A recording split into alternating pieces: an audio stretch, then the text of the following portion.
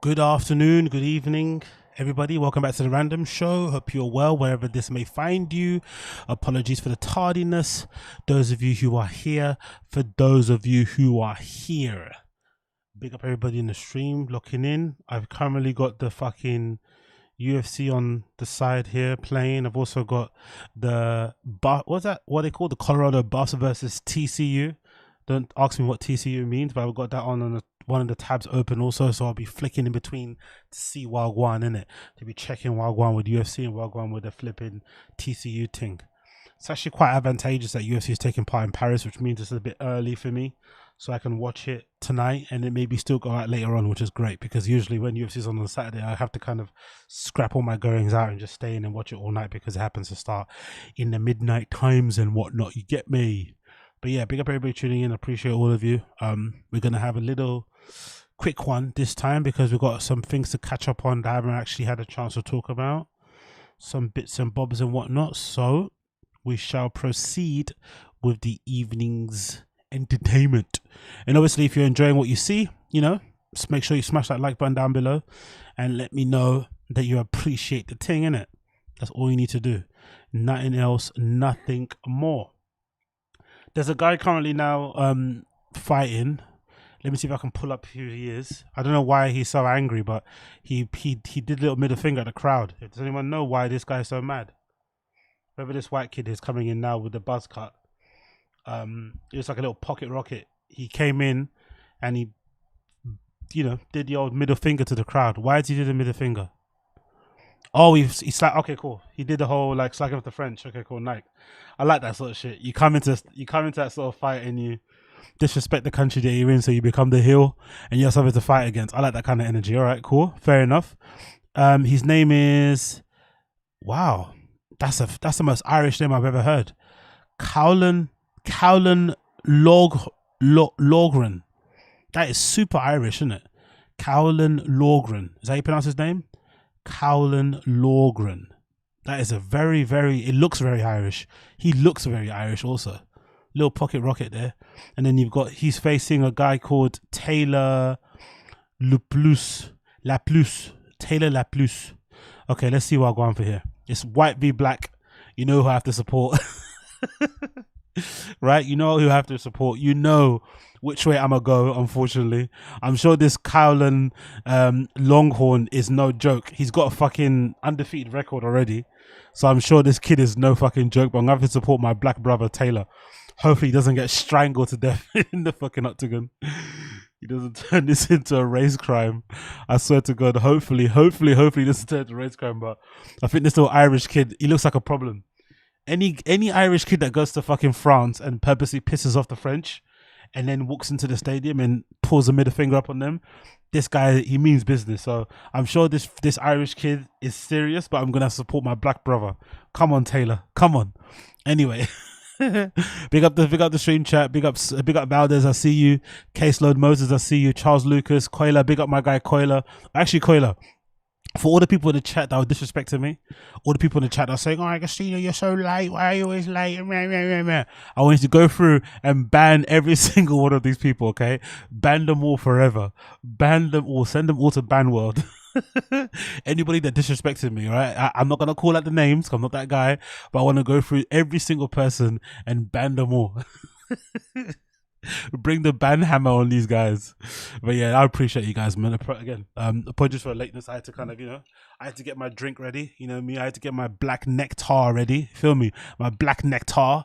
So let's go. Oh, fuck. Eric C is here again. Shit. Oh, damn it. Eric C is here. Of course he'll be here after that dodgy Man City win, eh? You won't hear Eric C talk about that dodgy Man City win. He's not going to talk about that dodgy Man City. He's going to put all these fucking championship emojis in the chat, but he's not going to talk about how dodgy that win was. Ask Eric C about that win today. Ask him about how dodgy that was. Scott said, I'm going to support my white brother. Would lose your job. Exactly, Scott. If you said that online, if you said I'm going to support my white brother only, exactly. Okay, let's go. First things first. Have you guys seen this? There's gonna be they're planning to release a documentary about the Megan Thee Stallion shooting. Have you guys seen it? I just seen a trailer now on social media. It's called Megan Thee Stallion v Tory 5 Shots documentary, and it releases next Monday. So next Monday, I think on HBO and Discovery, out there if you're in the States, there's going to be a documentary about the whole Megan Thee Stallion Tory Lane shooting thing, which will be interesting because they've actually went ahead and interviewed quite a lot of like bloggers who are covering the case, who were the ones who exposed a lot of the things that actually happened behind the scenes, which I didn't know about. So it's going to be an interesting documentary to watch, because now he's been sentenced. It might, you know how documentaries have they have an ability to really change the perception of somebody, right? Because sometimes they're quite favorable, or they include details that you didn't know about. So I'm curious to see what happens, because a lot of people on social media are kind of split.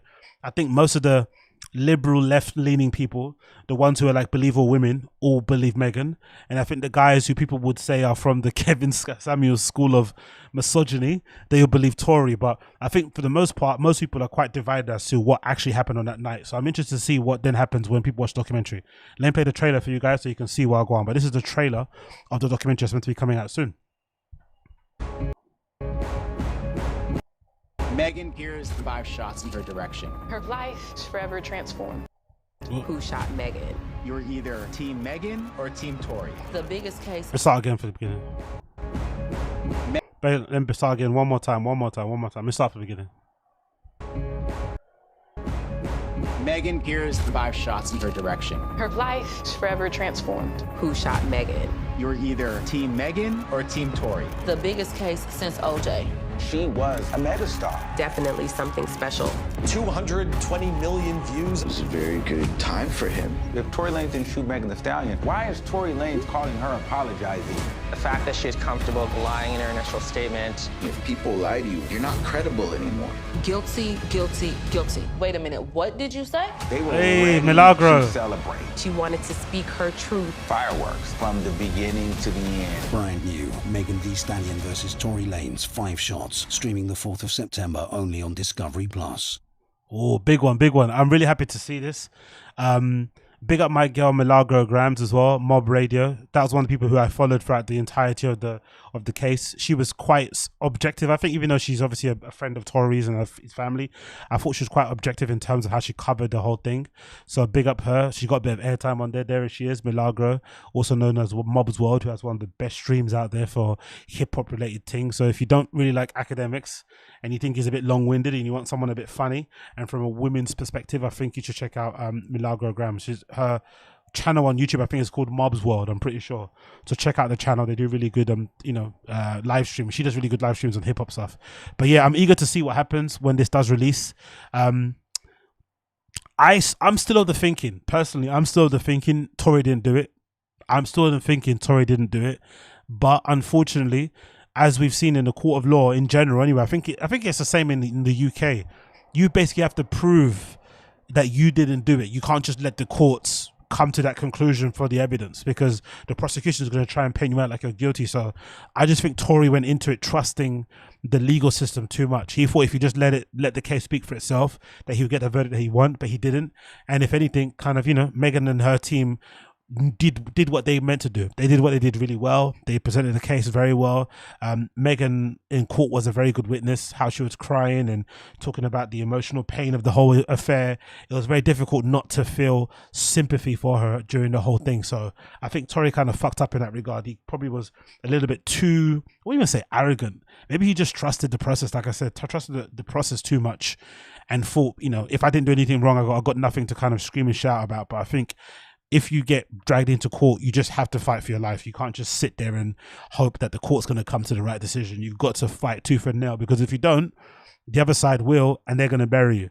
So he's got an appeal coming up as well, I think. And then I also saw a story.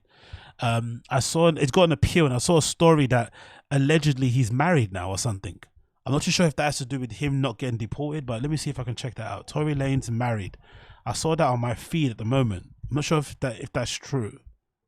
Yeah, it is. Yeah, there we go. See? Via Complex. It says Tory Lanez has been married.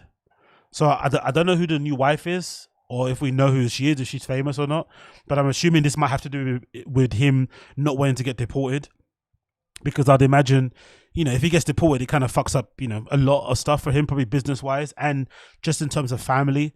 Maybe his kid as well. He's got a son, right? I think his son might, you know, imagine if his son goes to a school in America, and the son is basically an American citizen. That would essentially mean he will have to like be separated from his child. Does that mean his child has to go live with his mum? What about if the mum isn't alive? That means the child might go have to care. Do you know what I mean? It goes really crazy in that regard. So I understand it, but yeah, he's allegedly married. I don't know who the wife is though, but I don't think it says it here. Oh, okay. He married the mother of his children. Okay, cool. So the mother of his child, this person called Raina Kasanjane, Kasanage, however you pronounce her name, they got married during this whole thing, so he could probably stay in the country, I'm assuming. So let's see what happens, man. Let's see what happens. Who knows what happens? Documentary will be interesting. Oh shit, did you get him in the... No. Obviously, the documentaries aren't truth, but people are going to take the documentary as truth. So it's going to be interesting to see what happens. I am watching... what people saying in the chat? What are you saying? AZ, you can review the torrent version for us. Lols. So no one's going to watch it then. Yeah, I guess you guys aren't fans of this, right? Oh wow, 10 years in prison and married. That's a long way. Exactly, yes, Space Guy. Tory Lane's conspiracy theories are crazy. Yeah. To be fair, I don't think there's crazy conspiracy theories. I just think both people in the thing are unreliable witnesses. Both Megan and Tory. They're unreliable witnesses because they were both fucking at the time. So there's too much emotion involved, and you know, fame and ego and pride. They're just unreliable witnesses. And then the third person, Kelsey, basically got herself immunity, so you can't really ask her any questions about it. But I think that's what made this whole thing so enthralling, because there were so many clear holes in both people's accounts of the story. It just was wild to kind of figure out like what's, and then obviously at the center of the whole thing is an alleged shooting, which we still didn't know, you know, what exactly happened there, because the way that, you know, one side describes it, you'd think that Tory actually pointed the gun at her feet and shot through. But when you read the actual court documents, it sounds more like the bullets ricocheted off the ground and then those fragments hit her foot. It's still not a good thing, but the way they described it was weird. You know what I mean? That's for me is something I didn't really understand, why they needed to put all the spice on it, because the story itself is already bad, right? Like, whoever did the shooting to Megan, even if they shot at the ground, or even if they shot through the glass and hit her foot, that's still bad, right? You still shouldn't be doing that to anybody, let alone a woman. So to add extra spice to it and to make it seem like somebody's pointed at her foot and shot her, and then the next day she's out twerking, it's like, come on, bro. Come on. Like, be for real. You know what I mean? Be for real. But it kind of is what it is. I'm watching this fight so far on the screen next to me, and as much as I want my black brother to win, it looks like it looks like the Irish guy is putting the beats on him, innit? It looks like, what's his name? Longhorn. How you pronounce his name? Laugren. It looks like Lauren is putting the beats on my guy Laplus. Yeah? Or am I mistaken? It's second round now, but it looks like my guy Langhorn is putting a pressure on Laplus. He's backing up to the side of the cage. He's taking him down that wheel. What's his? Oh, was it? It's Longhorn. Is it Longhorn? It's not Longhorn. Natashki, that's not Longhorn. That's pronounced Longhorn. Longren. Isn't it Longren? That doesn't even sound like Longhorn. That sounds like Longren. Longren. Longhorn. Okay, cool. I get what she's laughing at. Bloody hell. Get your mind out of the gutter, Natashki. Get your mind out of the fucking gutter, okay? There's kids around here, right? Get your mind out of the gutter. There's kids around. Jesus Christ. Yeah, you got everybody. There's children on the live stream. Get your mind out of the gutter. Now I see what you're laughing at. Yeah. I want to. Okay, cool. My guy Laplus has got no grappling. He's getting absolutely tied up on the ground. I guess it's gonna be an O for the niggers during this one. So a little bit upset about that one, but hey, what can you do? Moving on. So we've got this particular one to talk about. So Brendan, for some reason, this is part of the thumbnail if you've seen it already. Brendan, for some reason, right, has decided to start, what's that thing called? LARPing as a football player now, because I guess the Colorado Buffs are now in what you call it? They're playing TCU. Is that like a championship game or something? I don't know. I guess they're doing well in the NCAA. And Brendan decided to now, you know, remind people that he also once played for them. But I guess the law around it, again, because I don't really know football too well, the law around it is that he didn't actually play for them. He was on a practice squad and he wasn't ever good. But he's painting it out as if, like, you know, he's a former NFL vet, played in the league, played for the, you know, played at a high level at college and shit. And now he posted this post. He posted this picture of himself on his Twitter, which is a really good picture, to be fair. It looks really cool. It's a really cool picture of him back in the day, playing for Colorado. And he's got here a quote says, "Oh man, I wish I could go back in time. I'd take the state." And it says, "Go Buffs." But the comments are hilarious, right? If you see the replies, because I guess, you know, you guys over there take football as just as serious as we take our version of football here. And the comments are as follows: "Practice squad glory days be. Bro, your stats are available online, you know, haha, you're on that bench, right? And they've got the stats here. I check it, you click it, and I guess there's nothing there, I'm assuming. Is that what the meme is? Yeah, there's absolutely nothing there. It's got its number there, but there's nothing there. You continue onto the comments. I could throw a football over the mountains. You and your Uncle Rico. Yeah, Prime could really do with those 12 yards. Just to let you know, I'm only watching this game because you hyped it up. You could go into more detail about this time at NFL. Silencers haters once and for all. No need. Most didn't even compete. Most didn't incomplete Pop Warner. Oh, wow, he replied. Uh-oh, look, Brennan replied in real time. Some guy says, "You should go into more detail about this and your time in the NFL. Silence those haters once and for all." And he said, "No need to. Most didn't even complete Pop Warner." Interesting defense, isn't it? Because most people in the world who watch football or watch any kind of professional sports haven't played the game. That's the whole reason why you watch professional sports, because you don't play the game, but you enjoy watching it. So this defense of like, you never played, so you never got it, doesn't make sense, because what people are calling out, again, this is the odd thing about Brendan. This is the thing I don't really understand about this guy, right? The actual truth is still quite cool. Even if he didn't make the actual squad, the fact that he was on the practice squad is still good enough. It's still a good achievement. Don't get me wrong, it's not as good as making the team, but the fact that you got a chance to put on the kit, you got a picture of you in the kit, that's still amazing, in my opinion. I'd still brag about that if that was me, but I wouldn't make it seem like I was on the team, and I wouldn't make it seem like I played in a league. But I'll still be like, yeah, I once played for Colorado back in the day. Obviously, I didn't see much time. My stats are horrible. You can check them online. But I'm proud, like, you know, I was able to kind of at least fulfill a bit of my dream. I wish I could have made it to the top, but, you know, it wasn't meant to be for me. But I still love the game. Why not? That's not a bad thing.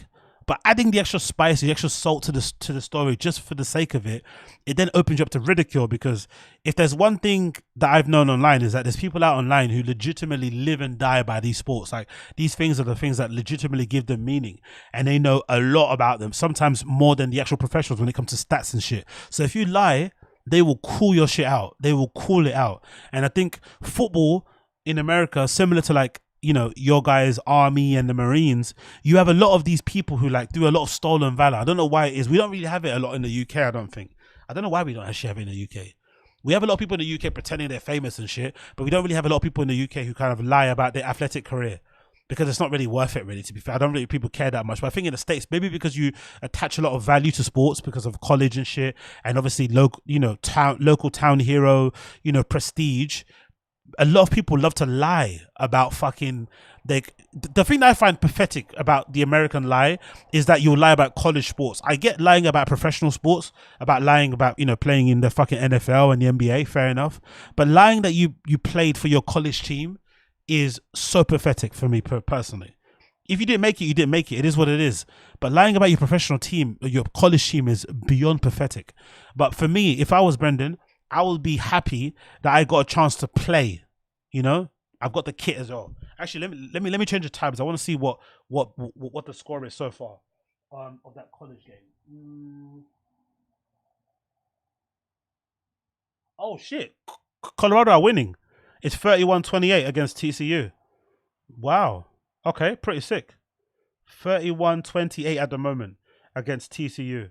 I have no idea what's happening. Don't try and ask me what's happening.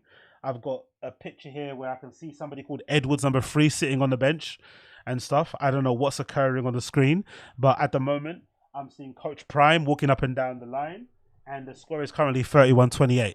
But yeah, I don't really know, man. I don't really get it. I don't understand why these guys are lying, and I also don't understand why Brendan's first defense, when people are calling him out, is to say, yeah, most of these guys didn't play Pop Warner. It's like, bro, of course, most fans of sports don't play the sport. Doesn't mean they can't question your narrative or your story or call you out when they think you're lying. Just address the lie in it and say, hey, maybe I didn't play this certain level and go from there, but he doesn't want to do it. No need to. Most didn't even play complete Pop Warner. Really strange defense, to be fair. But again, it's proof that he does read his comments. That's for real. He says he doesn't, but he does read them. Coach Prime would have told you to hit the portal. My favorite NFL player ever. Me too. Practice team all-star. Oh, this is brutal. Practice team all-star. Don't go stepping in my gap, boy. You would no longer be a wedge breaker, that's for sure. What's a wedge breaker? What's that? Wedge what? Wedge breaker. Football. What is that? What's a fucking wedge breaker? A wedge buster. What is that? A wedge buster. Because of the effectiveness of the type of block, it's widespread. Oh, so you're basically a crash test dummy then, isn't it? You got to break the line. It's widespread use within football playing community. It's become a common strategy among football teams to send a player known as a wedge buster fully run. Oh, that's hurting my head already. That's giving me CTE. So you're a professional crash dummy. They just send you to run into people full pelt with head first. Oh, okay. That doesn't require a lot of skill, does it? That just means you're going to be big, right? Yeah. Oh, God almighty, bro. Yeah, okay, people are saying as a wedge breaker was BAPA'S position. Basically, someone who dives headfirst to create space. Holy shit. Okay, Brendan, now I understand why you lied about your career. This is fucking crazy. There's a wedge breaker academy. Excuse me? Wedge breaker academy is the first event for go-get. What, they teach you how to run headfirst into people? Shit. Fucking hell, that makes my head hurt already. Okay, cool. Let's go back to his tweet. TCU by 50. Really good athlete. Someone says, yeah, you're forever goated, Brendan. Dion wants Louis Vuitton though. I think they're all set on slow white guys. Wondering if you watched the BS High documentary on Max. Oh yeah, cool. I've got to watch that actually.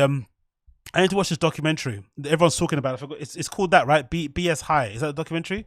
It's on Netflix. BS High. I need to check this out. BS High documentary. Is that the one? Yeah, that's the one. BS High. It's currently on documentary. It's about what Bishop Sycamore Centurions find themselves playing a nationally televised game on ESPN. However, the questions after the game reveal that Bishop Sycamore isn't a real school at all. Okay, cool. I'm gonna watch that actually. I'm gonna check that out and see what Guam. Settle down, Al Bundy. The city is strong today. Which state? You were just waiting to post this one. Man, you just take some real aggressive blows to the head, ones you don't need. Let's go. Oh, Uncle Rico, pathological liar. Dion would cut you. Let's see more replies. Jesus Christ, bro. The replies on his tweets. I'm surprised he doesn't close his tweet replies, to be fair. Maybe he needs the engagement, but every reply, whenever he tweets, the replies are so brutal, bro. They really, really, really don't, let up when it comes. But again, it's his fault because the football thing, you guys take football as serious as we do here in the UK with our football. So it makes sense why people get annoyed. Be as good as this guy. This guy, what's that? Cavoisi Smoke. I don't know who that is. Coached by Primetime. Papa, you played 4 downs during your stay at CU. You played 4 downs. What does 4 downs mean in football? 4 downs football. What is that? What does 4 in down mean? 4th down is offensive team's last attempt to try and gain 10 yards. If they don't get to the 10-yard mark, then the other team gets the ball. Or gets the football, sorry. There are 2 options, go for it. A team can then choose to play to regular on a 4th down. I don't know what that means. Is that at the last few minutes of the game, you try and push as far as possible? Is that what they mean? Essentially, it means 4 separate plays. You get 4 attempts to go. So, hold on. So is this guy saying Brendan only played 4 times in one match for CU? So he played in 4 different plays where they needed a wedge buster, and that was it. Is that what he's trying to say? Tell me in that chat if that's true. If that's true, that is shameful that he's using this one experience as an opportunity to say he played 4 plays for his career. Oh my God. Okay, now I get why these people troll him excessively. That is shambolic. You can't. That's shambolic. That is shambolic. I think I've said it before. Oh, actually, let me get my light because I'm all you can see here is teeth in it when I'm talking. I've said it before, right? But I think if you're, I think to be a professional in sports, basically for the most part, I think basically what you have to do is get paid. I think that's my kind of definition of whether or not you call yourself a professional, or better yet, like my sort of like barometer of whether or not you're allowed to put like a career in your bio of your social media. You just have to get paid for it. So if you're a photographer, if somebody's paid you to take pictures at a wedding, you can call yourself a professional photographer. The same thing goes for football and sports. Once you play for a professional team and you get paid, you can kind of call yourself a pro. But I think when it comes to taking credit or for playing for a particular team, we have to have a number. There has to be a number of games you played. And I think a fair number, for me, a fair number, whether you come on as a sub or you play for only 2 minutes, a fair number should be 5. If you've played 5 separate matches for whatever team that is that you're playing for, I think you're allowed to call yourself a professional athlete, and you can also brag about playing for that team. But if you just played, as you guys are saying, if you came on once for 4 plays in 1 match, you can't call yourself a professional. I'm sorry, you can't take credit for being a fucking Colorado Buffs player. That is stolen fucking valor for sure. That's shame. That's shameful, really. To be fair, you can't say that. And also the position isn't like, you know, he's acting like he played fucking quarterback or whatever. Like you played him in the position that doesn't require any skill for the most part. It just seems like if you're born big and you're not scared, you can basically play at the position that he played in, right? As a fucking wedge breaker. It doesn't even require any skill. No athleticism, really, for the most part. You just have to be huge and have no fear, all right? or have no fear at all. Fucking hell, man. What are you guys saying here? When I think about it, Papa probably thought he was going to the NFL, being surrounded by other players the same way he thinks he can release 2 specials because of the Iran comedy. Yeah, exactly. And that's, I guess that's always been. Oh, big up. Okay, big up High Def, I see you here. Let me just let that play and then I'll continue on my little rant here. Never mind the touchdown. Brendan has a touch of downs. Lols. Big up Scott. Assad says, when I think about it, Papa probably, yeah, I read already. Big up High Def. Appreciate you, brother. Thank you. For your Man U Wellington Pumps Fund. Yeah, thank you, Man U Wellington. Thank you. Appreciate you, High Def. I was gonna say, right, going back to Assad Aziz's comment here, when I think about Papa probably thought he was going to the NFL because he was surrounded by other players. I think back to the Joey Diaz thing that always sticks with me. That comment that he made to Lee Sayat, when Lee Sayat was complaining that he's not getting opportunities to go on stage, and he's wondering why Joey doesn't let him come with him on stage and stuff, right? I think Joey made a really good point, and Joey Diaz basically said that he thinks it's best for Lee Sayat to hang around with people who are at his level. So hang around with open micers and stuff. Do it that way, because if you start hanging around with my guys, the Bill Burrs, you know, all these guys, you're going to have, it's going to give you a false sense of security. You're going to think you're a bigger star than you are, which is then going to make it harder for you to do the, you know, the bottom of the rung sort of stuff, like open mics and playing at shitty clubs and stuff. And I think that's in part Brendan's issue in life. I think he has a very high opinion of himself, obviously, but I think also he always went out of his way to surround himself with people who he kind of wanted to be like. But I'm also sure he was the kind of person who kind of thought he was better than other people. Yo, big up Robinson for becoming a member. Appreciate you, brother. I also feel like he probably went out of his way to not be with other college athletes of like a similar level than him. He always thought he was a bit higher, which was kind of a good thing and a bad thing, because I'm sure it gave him motivation to keep kind of, you know, training and working out and shit. But it also gave him delusions of grandeur, because he thought because he's friends with these guys, it means that he's just as good as them, you know? And I think that's the main issue. He never once was like, you know, willing to like be with the level of people he was at, because he didn't like the level he was at. He always went to strive for more, but he was never good enough for the level above. That's always been kind of his issue, I feel like, personally. That's why like, you know, that's why that whole Joe Rogan friendship thing is like a blessing and a curse. It's a blessing because it gave him the life that he's got now, which he probably would have never got without the co-signer of Joe and Brian Callen and shit. But it's also a bad thing because it makes you believe you are at those guys' levels, and it makes you expect that you're like that and entitled, and you act like it, and you carry this ego like it, when really your work isn't as good. That's the main problem he kind of has with it. What are you guys saying here in the chat? A good theory is he always lies because he always auditioning and trying to make the team.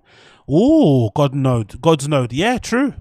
To be fair, I don't think so. I think to be fair to him, and to be fair to most people, I think most people only lie because they can get away with it, for the most part. And I feel like Brendan's been rewarded in life for lying a lot. Let's be fair. Like, say what you want about the guy, he has managed to make a pretty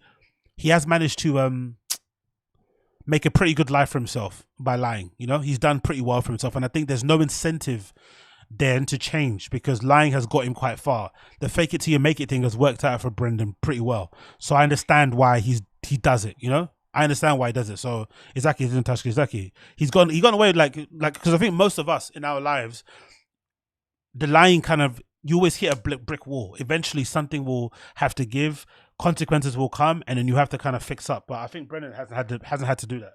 Let me quickly go back to the UFC tab and see what's happening to my boy Taylor. Hopefully he didn't get smoked. Okay, it's got off again. What's happened? I don't know. Let me go back to the Tapology tab, actually see what's happened. Hopefully he didn't get smoked. I'm hoping he didn't get smoked. Please don't tell me he got smoked. Please don't tell me he got smoked. Did he get smoked? Did he get smoked? Oh, you won! Yes! Big up Taylor. Oh, good. Well done, brother. Well done. Decision. Okay, cool. Good to know. Whew. I thought my brother lost there for a bit. Good to see you won. Anyway, let's go back to the chat here. Big up Robinson. I get Brendan hate, but he's been somewhat successful in the last 4 different fields, 4 more than me. Exactly, Robinson. That's what I mean. Like, let's be fair. Like, maybe, you know, like the circumstances around how he did it. To be fair, the worst thing about him is just the attitude. I think everything else is fine. It's just the attitude around it.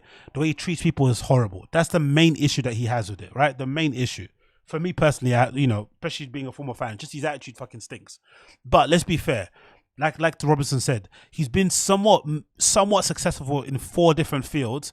And even if you think he's not funny, he still lives a pretty decent life for somebody who's ridiculously unfunny. He's been able to maximize the most out of his small amount of skill or talent.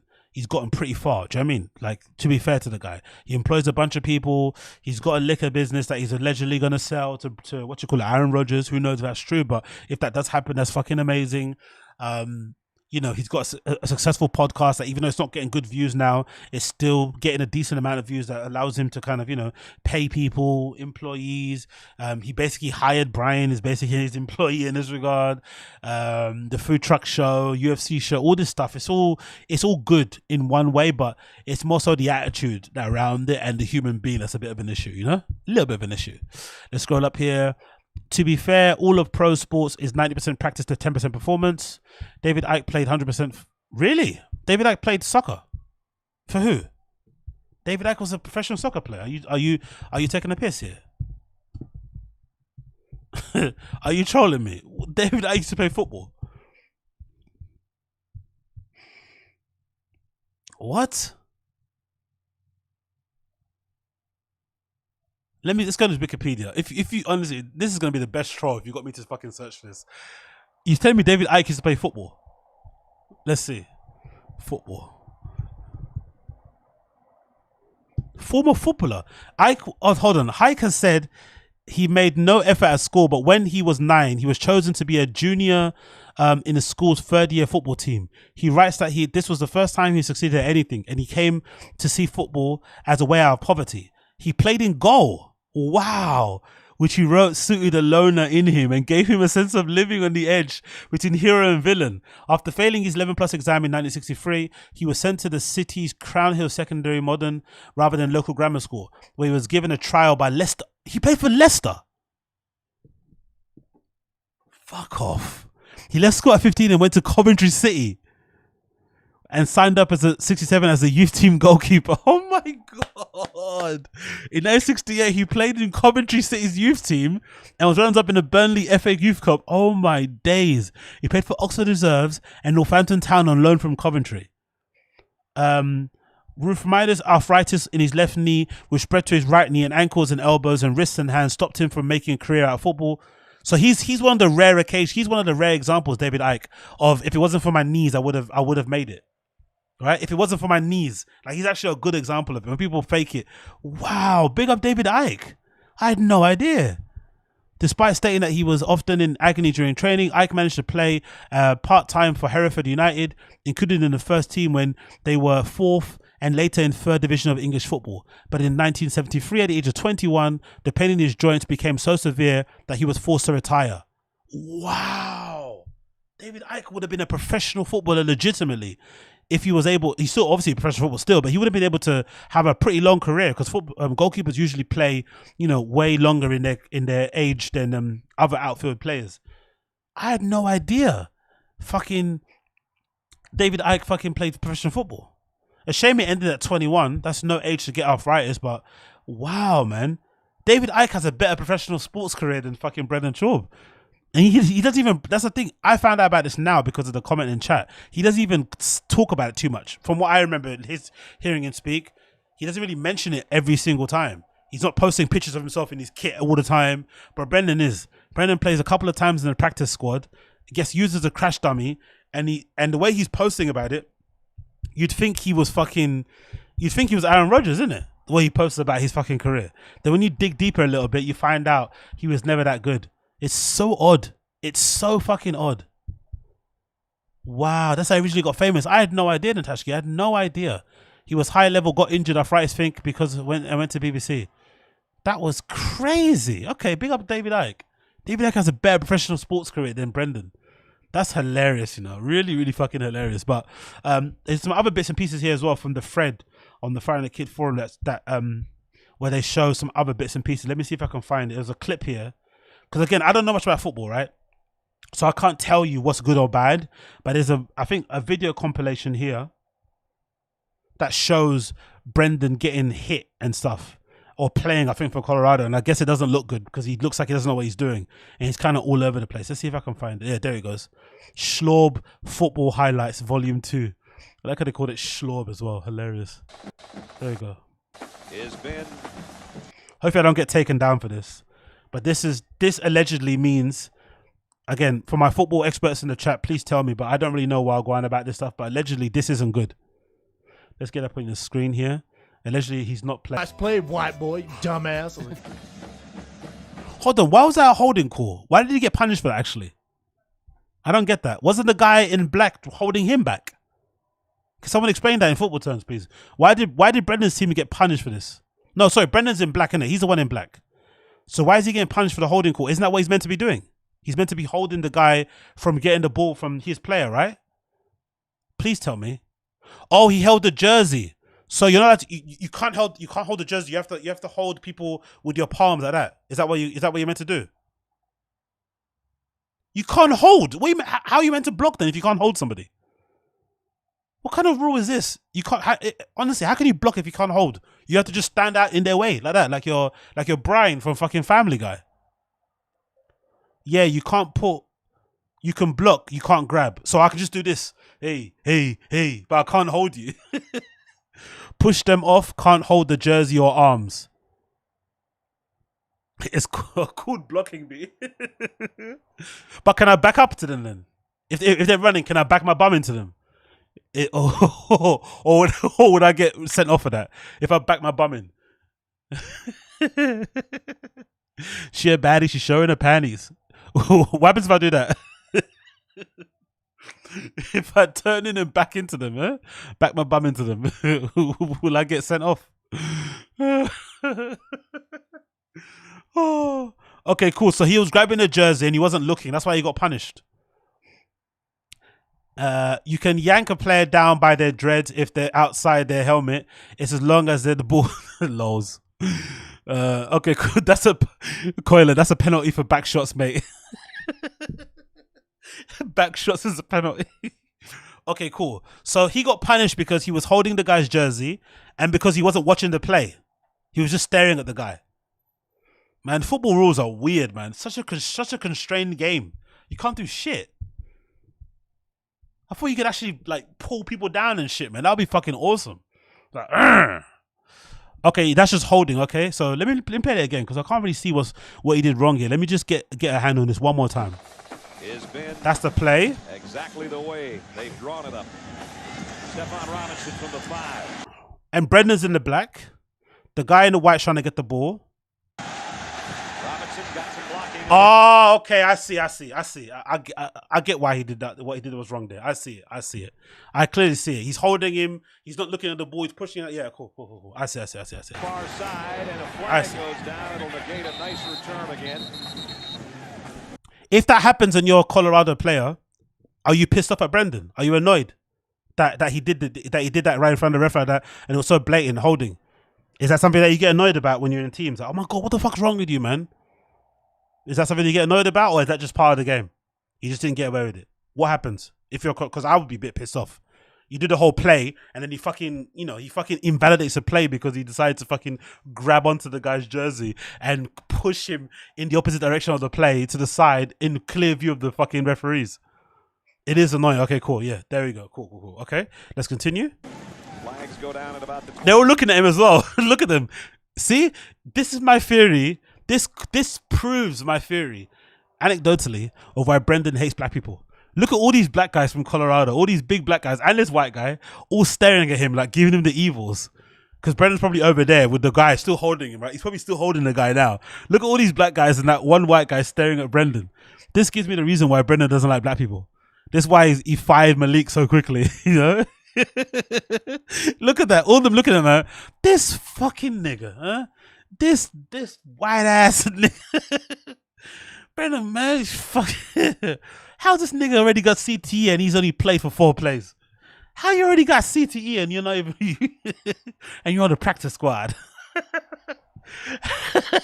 How this bum ass guy got CTE and he hardly even plays? Look at look, they all hate. Look at the eyes they're giving. No cap. I'm gonna have to buy a Colorado jersey. The jersey is fucking buff, man. It's really nice, isn't it?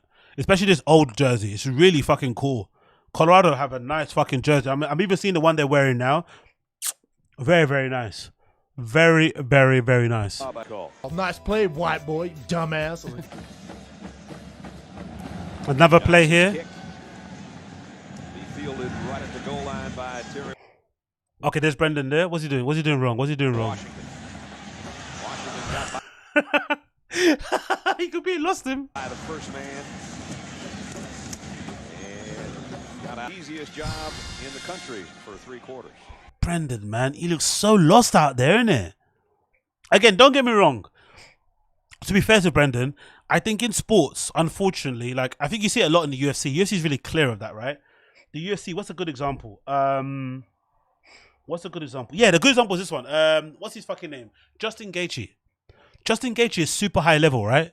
The moment he went to face Khabib, do you see how like shit he looks against Khabib? Yet we all know Justin Gaethje to be a fucking animal. I think in sports, it's annoying because when you get to the next level, you don't know if you're good or not until you get there. But then when you get there, you get exposed really quickly because either you match the level that you're at or you're not at the level that you're at, and it's very clear. So Brendan might have been really good at the level below this, but then the moment he goes and takes that step up and you're on that field, you suddenly look terrible, right? But he's still better than most of us. Do you know what I mean? That's the thing. Like, I think most of us who are watching probably couldn't hold a candle to Brendan when it comes to football. Probably. But in professional sense, he's still terrible. You know, that's the thing. That's the fucking sad thing about sports. Like, it's not really his fault. You know what I mean? He tried, and then he got there because I don't know nothing about football. I don't know anything about it. I don't know any of the rules. But I'm watching this clip, and he looks like a child lost on that field. Like he looks clueless, like absolutely clueless. Washington. Runs there, doesn't know where he's going, and just runs into the crowd. Like, what's he doing?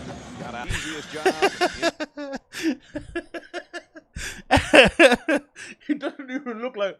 Oh wow. It's 38-35 now. Colorado TCU. I think TCU just got a touchdown. It continues. The country for 3 quarters. Let's go see this kick. Without having to punt. I gets punt, not kick. Okay, there's a redact there, number 43. Redact, you know. Oh, he's so lost. He's so lost, isn't it?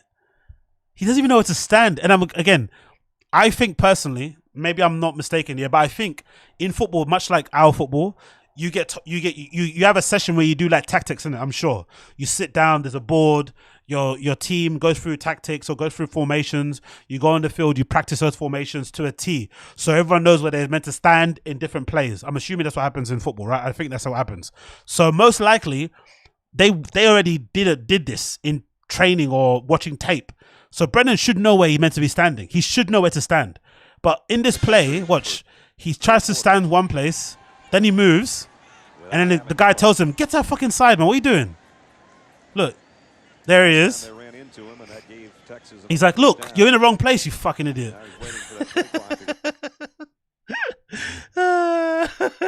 He doesn't know where he's going. Oh, yeah, that might have to be an idea. Good one, Scott. I think we need a shirt that says 43 Redact. Yeah, I'm gonna have to make one of those actually. I'm gonna have to make a jersey. That might have to be the first official, what do you call it, random show merch, mate. I'm gonna have to get that, mate. I'm gonna have to get random show merch done and have it with 43 Redacts on the back. That might have to be done, man. That might have to be done.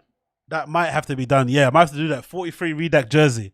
Yeah, I might have to make that actually in the Colorado colors. I might have to make it. I just know what to put at the front though.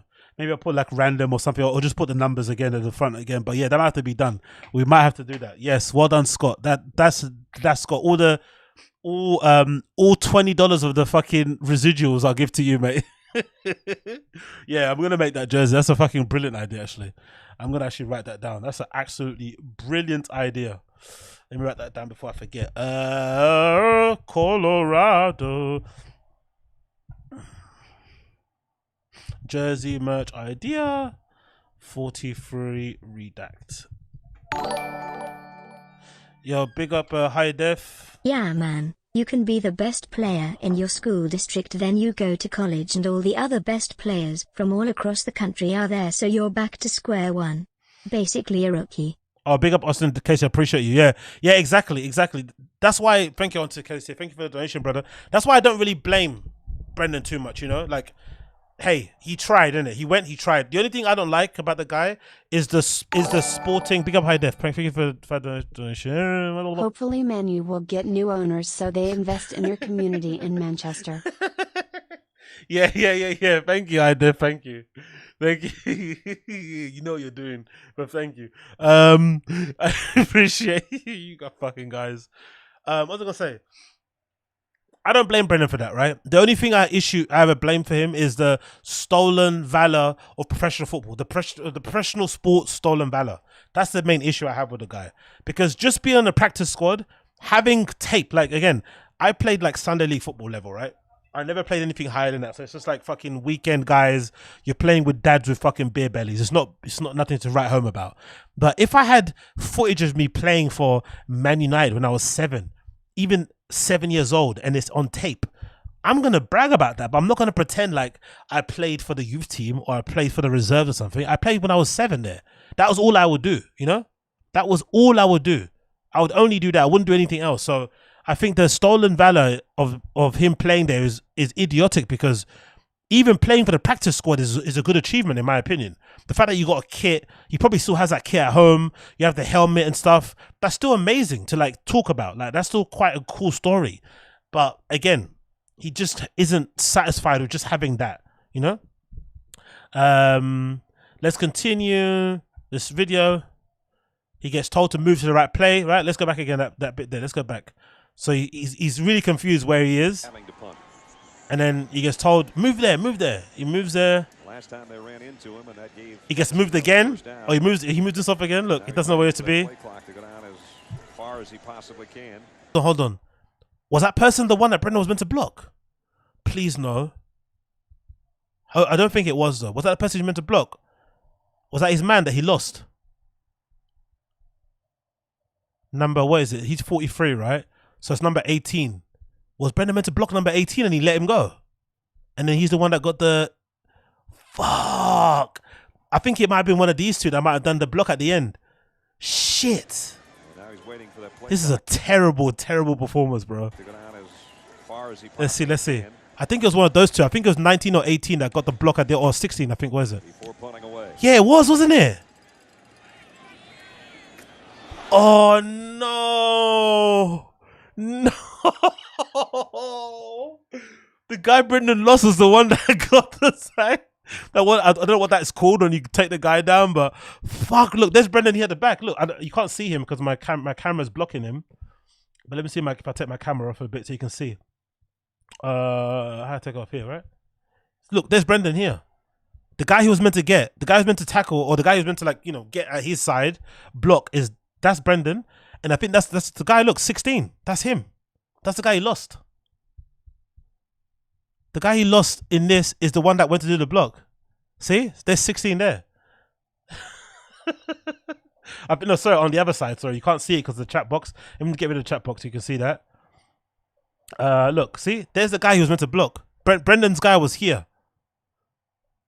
And then he ends up missing the guy, and then the guy ends up tackling his dude with the ball later on. Look at Brendan coming super late. Oh man, Brendan. Damn it, bro. No wonder he lies then, innit? It's no wonder he lies. He was fucking terrible at this game, innit? I understand it now. I kind of get why he lies.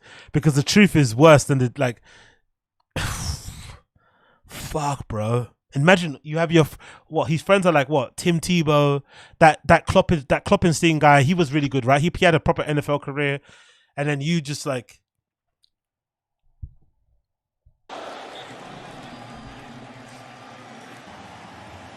Next play. Brendan again. Is he okay, that's down there. Washington grabs it from Robinson, takes it out of Nice play. Oh no, he did it again. He did it again. The guy he lost.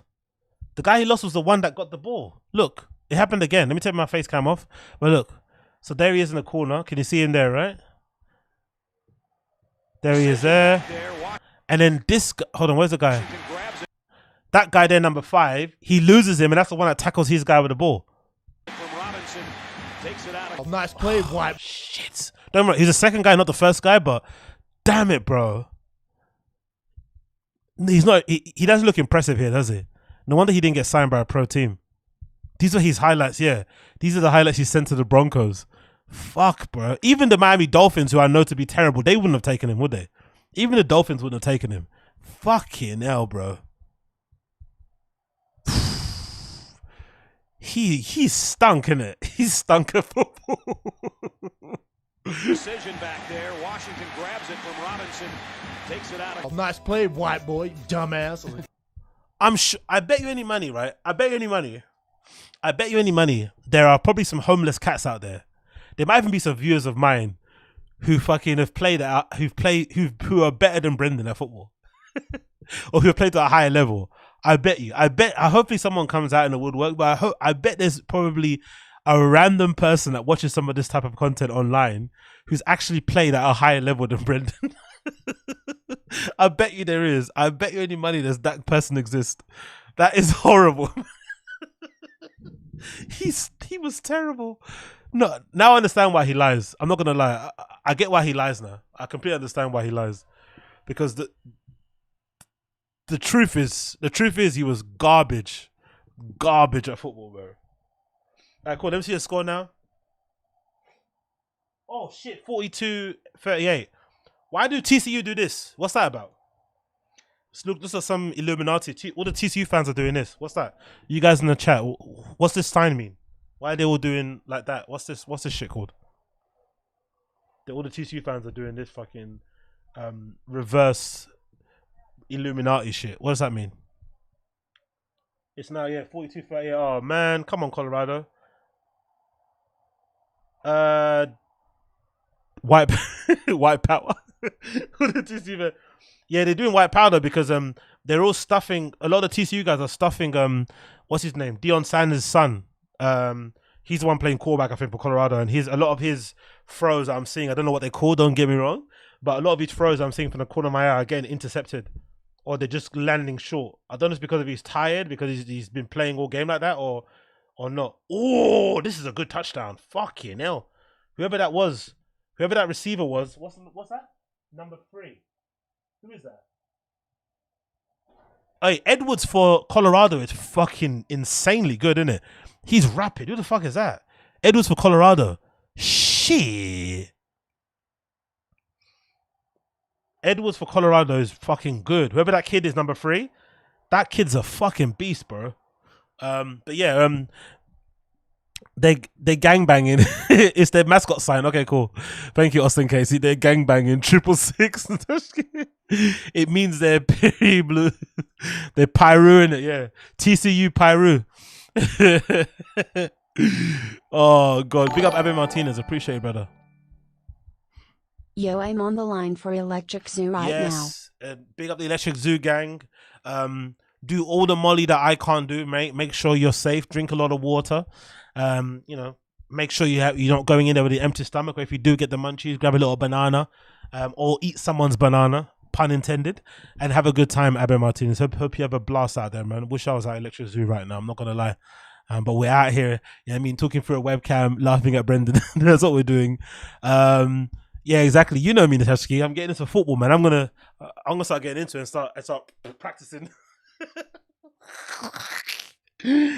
I might have to try out for the London Redskins or whatever. We must have something here. I don't know what we have. We must have some football team here. I might have to go try out for them and back up my ass, innit? Back up the ass into the wedge. I'll be the first wedge breaker that goes in backwards. I won't go head first. I'll go in backwards. I'll scare all the boys away. I mean, they'll run. That's what I'll be. I'll be the first wedge breaker that doesn't go head first. I go bum first. That's what I'm gonna do. Oh, mate. MK says, I'm a bit behind, but Gordon Ramsay was a former footballer like David Icke. Okay, yeah, true. I remember the Gordon Ramsay one because I saw him playing a charity game. He's actually pretty good. Yeah.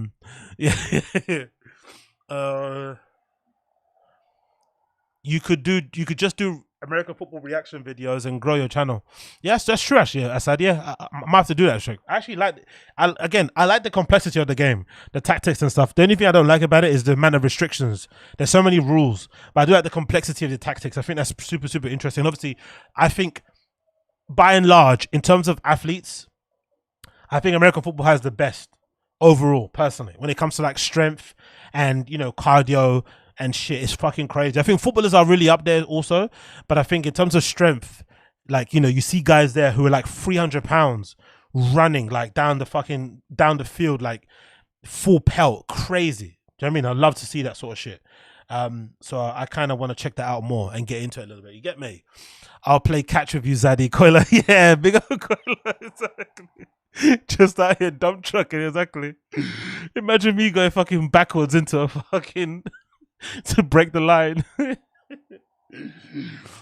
Call me sus. You know what I mean? Call me sus, mate. Call me sus. Yeah, exactly, Chris Mack. Yeah, soccer players probably have better cardio, but I think overall, because if I have this, I think in terms of physique, obviously footballers' physique is more advantageous because, you know, for me personally, you can fit into more clothes. That's basically the reason why I'd want that.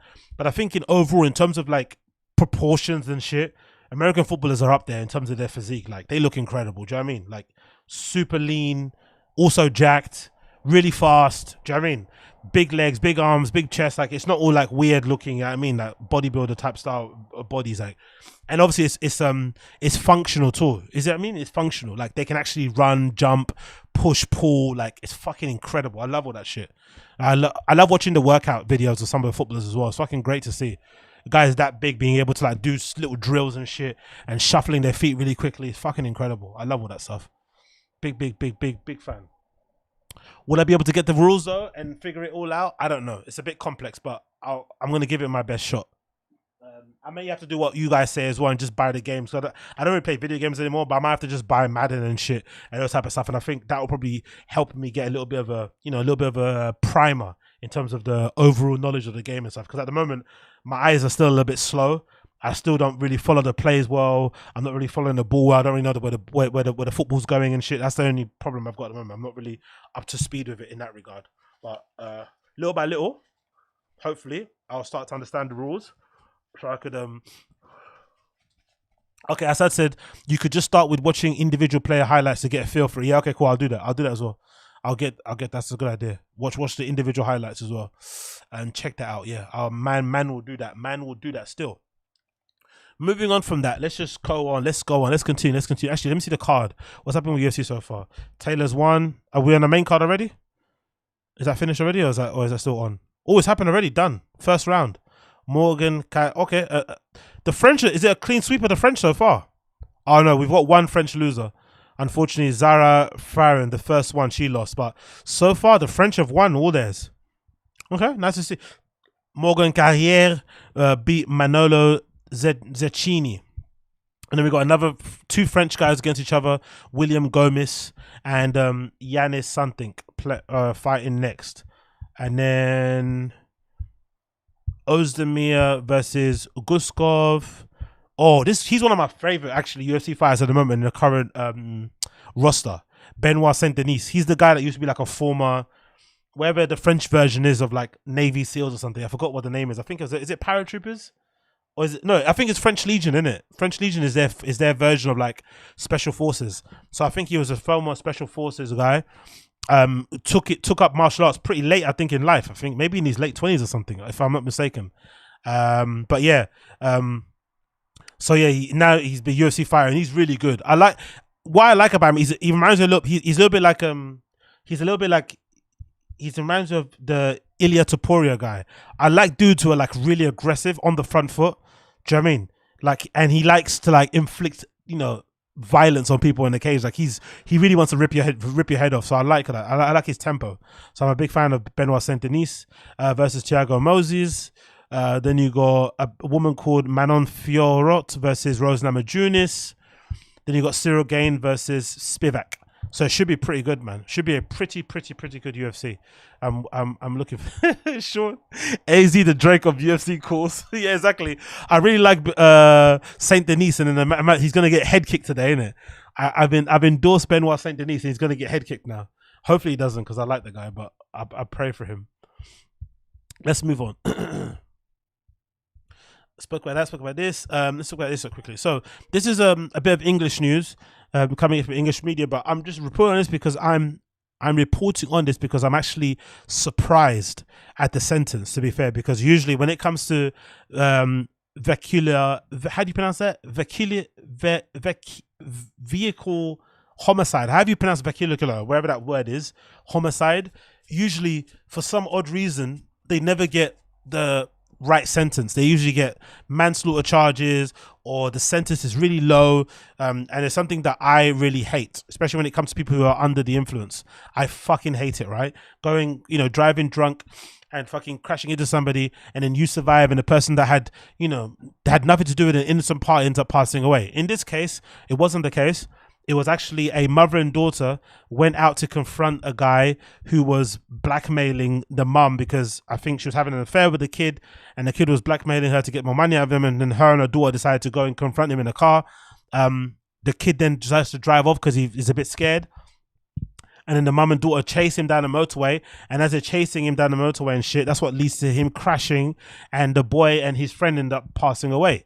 So the daughter is obviously a TikToker called Mahek Bukhari, and her mum, who is the ones having an affair with a young dude, they both got sentenced to life for the murders, which is pretty crazy. You don't usually see this happening, honestly. I can't remember. Okay, people tell me in the chat how to pronounce it. You pronounce it vehicular. Yeah, vehicular manslaughter or murder. You usually don't hear these kind of things happen. They don't usually happen. So it's good that this did happen, because usually people in cars, I don't know why, there's always a fucking loophole they can fucking find. So let's read the article quickly here. It says a social media influencer and her mother have been jailed for the cold-blooded murder of 2 men who died when their car was rammed off of the road. Okay, so it was rammed off. It wasn't even a car crash. Okay, that's why probably they got convicted then. If they could prove that they actually... quickly saying here, Colorado scored again. Let's see. What's the score now? I'm actually invested in it. I want to get into this shit. This was quite fun. What's the score? Is it over already? Is it finished? No. Oh shit. 45-42. Okay, good. Colorado are winning 45-42. It's a kind of a back and forth game. So let's continue. Mahek and Ansarine Bukhari recruited others before killing of Saqib Hussein and Hassim Ijzaduni, both 21. The fatal car crash in Leicestershire came after Mr. Hussein threatened to reveal an affair he'd been having with Ansarine, 46. The court heard it was proof of love, obsession, and extortion. Mahek, a 24-year-old social media influencer who the judge branded entirely self-obsessed, was jailed for life in order to serve at least 31 years and 8 months. Fucking hell. The daughter, she's not even fucking, she wasn't even doing the affair. But because she was in the car that rammed the car off of the road, I think she's probably driving, if I'm not mistaken. 31 years. What an absolute dummy. But again, you deserve all that time, man. Fuck off. Ansarine, whose head had been turned by the perceived glamour of her daughter's career, was jailed for life and given a term of 26 years and 9 months. Leicester Crown Court heard that Bukhari's lured Mr. Hussein to a meeting in a Tesco car park, saying he would be given back $3,000 he claimed to have spent on his lover during the relationship. Okay. So now I get why they got life in prison. They could prove that this was all premeditated. They were lured to that location under the idea that he would be giving back his money that he thought he deserved back because the relationship kind of broke down. So he's going to get back the money they agreed he was going to give back to him. And then when they got there, they realized it was an ambush. They sped off, and then the mother and daughter followed them and then rammed them off the road, which then caused their death. Fucking hell. They planned to take his mobile phone from him, believing it contained explicit images of Ansarine, which he had threatened to reveal. Mr. Hussein and his friend, Mr. Ijazzuddin, were then ambushed by the masked gang, recruited by the Bukharis, and chased in their Skoda Fabia along the A46 at speeds of 90 miles per hour. That's the first mistake they made. That's what happens when you drive a Skoda. You can't be driving a Skoda and trying to get away from anything, let alone a Seat Leon and an Audi TT. There's no way you're going to get away in a Skoda. That's where they got fucked up, you know what I mean? 90 miles per hour, crashing into a tree, into a ball of flames. Fucking hell, man. That must have been such a horrible way to go out. RIP to those men, man. I feel even more sorry for this guy because he wasn't even involved. He just went there to go support his friend, right? Like a bit of moral support. That's all he went to go do. And then he ends up fucking passing away because he just went to go back his friend. He was actually a good friend, you know what I mean? It continues. Judge Timothy Spencer said the prosecution characterized this as a story of love, obsession, and extortion, as they were right. They were also right in categorizing the case as one of the cold-blooded murder. Yeah, those are the 2 victims. RIP to those 2 guys. That's the friend Hassim Ijazzuddin, RIP, and Saqib Hussein. So young, bro. Like, fuck, bro. So fucking sad, man. RIP to those guys. The judge said the TikTok and Instagram where Mr. Mahek Bukhari had amassed tens of thousands of followers posting beauty and fashion advice were at the heart of this story. He told Mahek, your Tour de fame through your career as an influencer has made you entirely self-obsessed. He said her warped values had led her to having no apparent awareness of the impact of her action on others. Yo, guys, doesn't that sound like Brendan Schaub? Doesn't it sound like Brendan Schaub? Your career as an influencer has made you entirely self-obsessed. You have warped values and no apparent awareness. Doesn't that sound like Brendan? Or am I bugging? Oh, some of the dreads on these guys at college. This kid here, the dreadlocks. Oh, they won the game. Is it over or is it just the first game in the thing? They won. It's 45-42. Is he talking to the press now? Yeah, he is, right? Let's see if I can hear this.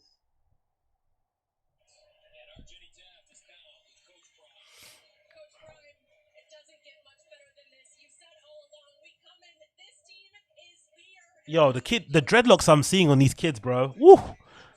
I kind of want to get my hair braided now, man. Seeing all these luscious fucking dreadlocks. Is this over though? Is this over or are they playing? Or is this like a series with this Colorado game? Or is this the final game? Or is it over? What's it doing? Coach Prime is gassed. What's happening? Let me know in the chat. Is this one game or is this like a series of games?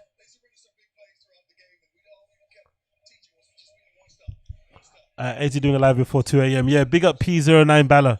I appreciate you, brother.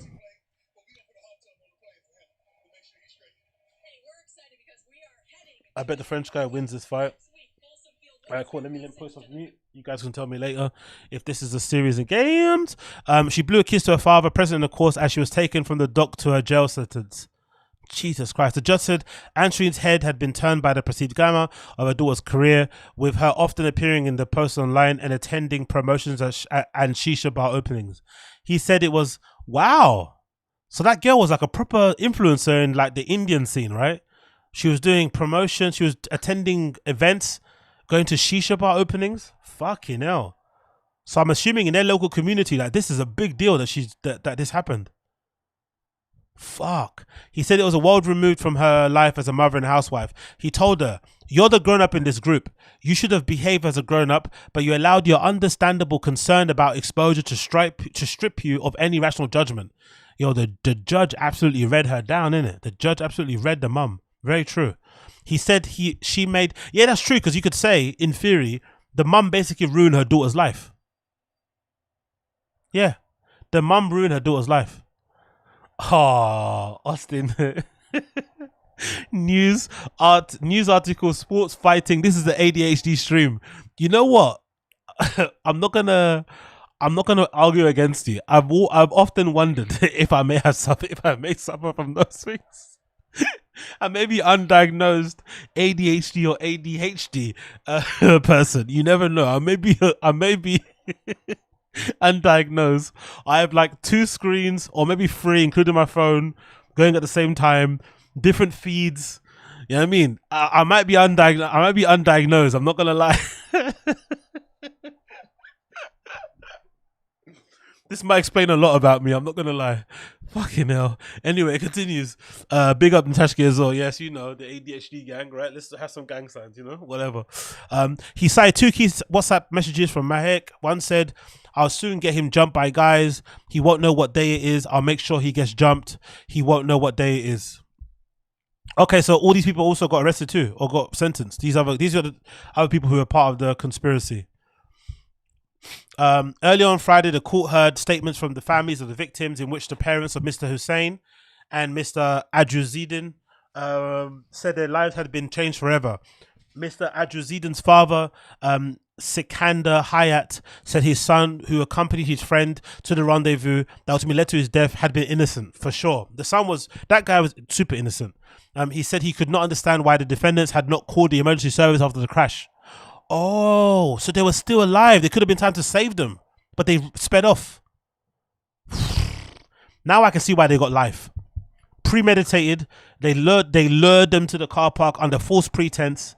They then chased them around the motorway, rammed their car off of the motorway. The car crashes into the tree, goes up in a ball of flame, and they make no effort to call the emergency services. Yeah, go and sit down in prison for life. Go and fuck off. Get buried under the fucking prison. He said he could not understand why the defense had not called the emergency services. They left him and his friend to burn in a furnace of hell. Fuck, man, the dad must be distraught. In a statement read on the behalf, Mr. Hussein's family said the parents had been left with 2 lifeless corpses, unable to eat or drink in the run-up to their son's funeral. During the trial, a 999 call made by Mr. Hussein in the moments before the fatal crash was played.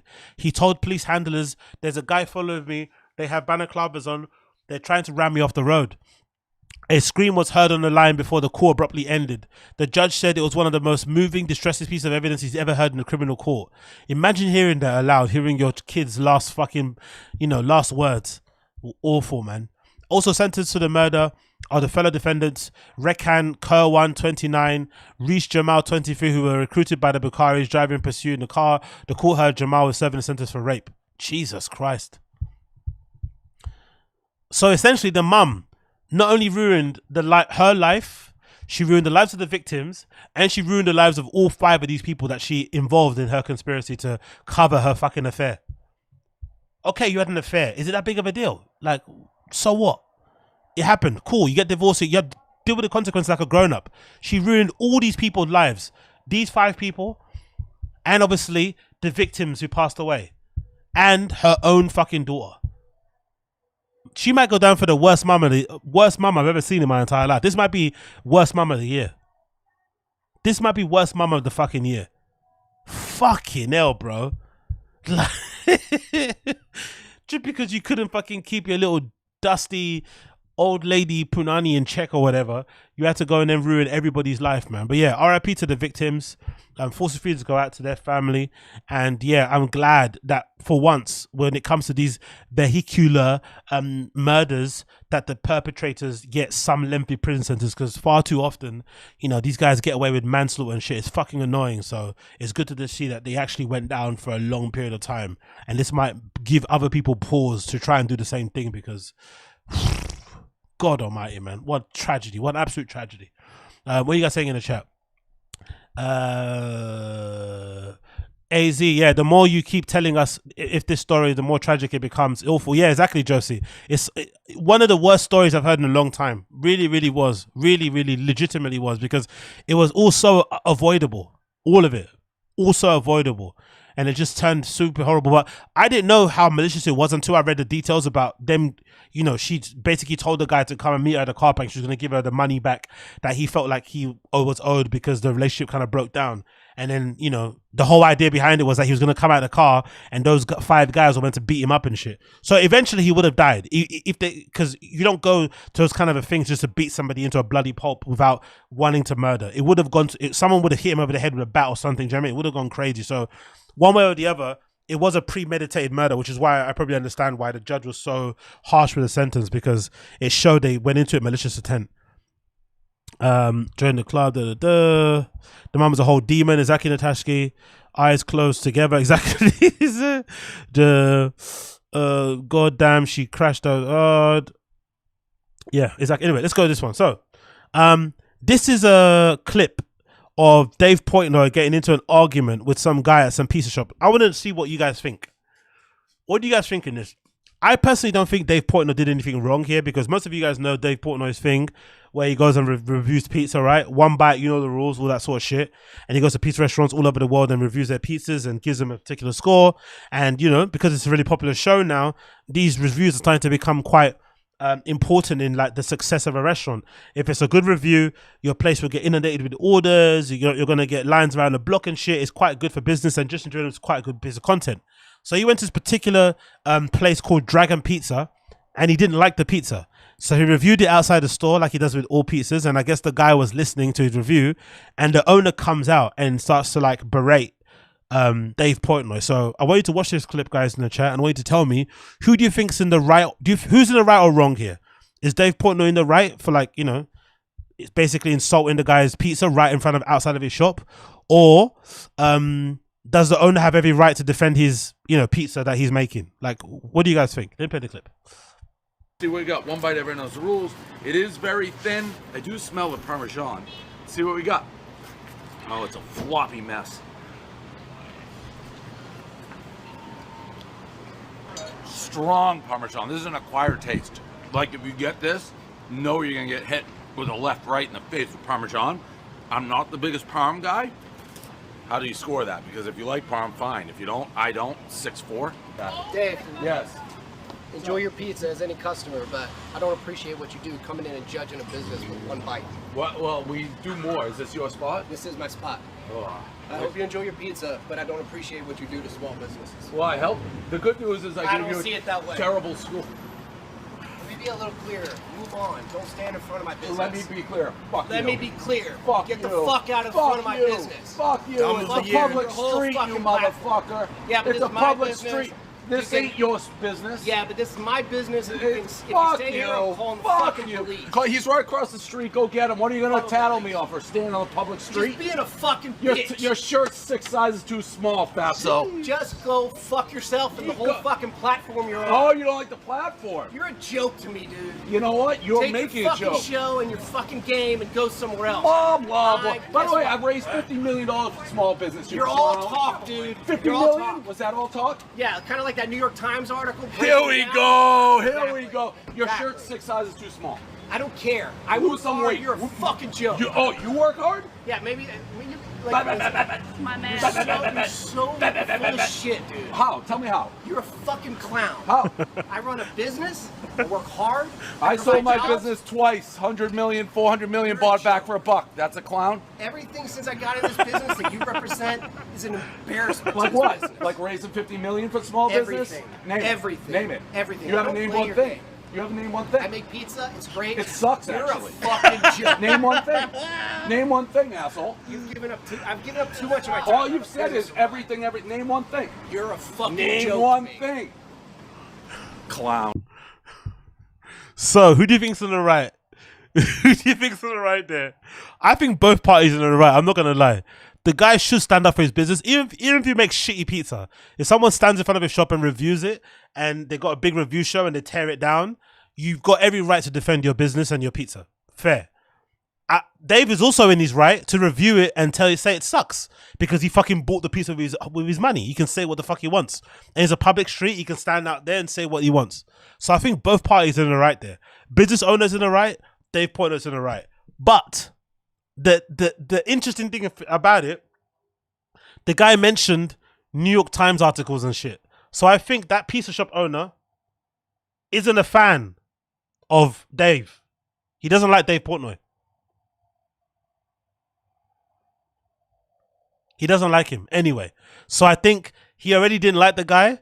So, you know, it is what it is. That's what I basically think happened. I don't think he liked the guy anyway. So what do you think? But I love how, like, they said, so, oh, what happened here? This fight ended because of what? A low blow. Did the French guy lose? What happened here? What are you guys saying in the chat? Matt McCusker taking the review person. Oh yeah, true. That looks like him, innit? Yeah, it does look like Matt McCusker. Shit, good notice there, Dark Web J. That does look like him, doesn't it? Just go. That does look like him. Yeah, you're right. It does actually look like him. He's defending his small business wasn't too hostile. Then Dave had to drop the F-bomb and went left. Yep, true. Dick mentioned concept of a slice. Exactly, Space Guy. He paid for the pizza. Is it a real clip? I think so. I hope it's not a sketch. I think it's real. To do right in front of his worst though. Yeah, he had the Vim ready. Dave took it to next level though. I don't know though. I don't know. I wonder, can Dave fight? What do you guys think in the chat? Because I love Dave Portnoy. I do like the guy, but he does talk a lot. He does talk a lot of shit, right? He does walk around and talk a lot of shit. Like he's got strong rich guy energy, so he does talk a lot of shit. Do you think he can fight? I'm gonna say no. I think he's kind of guy that talks well. He can get, like, you know, he's kind of got good comebacks and stuff. Like, you know, talking about the shirt being 6 sizes too small, but I don't think he can actually fight. Personally, what do you guys think? No, hell no. I told you the French guy would win. Yes. Yeah, Austin Casey, you did say that. Thank you. So yeah, I don't know. I think both parties are in the right here. Unfortunately, it went left. That's sad. And yeah, man. If anything, it's going to do actual good business. It's going to do a good thing for the guy's business, I think. I think people are going to actually go to the store to, if you don't like Dave Portnoy, you're going to go there and help him out, right? And buy loads of pizzas. So it's going to be good for his business because they're going to be like, okay, we're going to stick it to Dave Portnoy and we're going to eat our pizza here. For Dave Portnoy fans, it's good to see him getting in a public spat because, you know, he's going to make you like him more because he said to the guy, fuck you, and he was on smoke, which I don't mind, to be completely honest. But yeah, I think both parties were in the right here, to be honest. I think both parties were in the right. Personally speaking, both parties were in the right. F you. No, F you.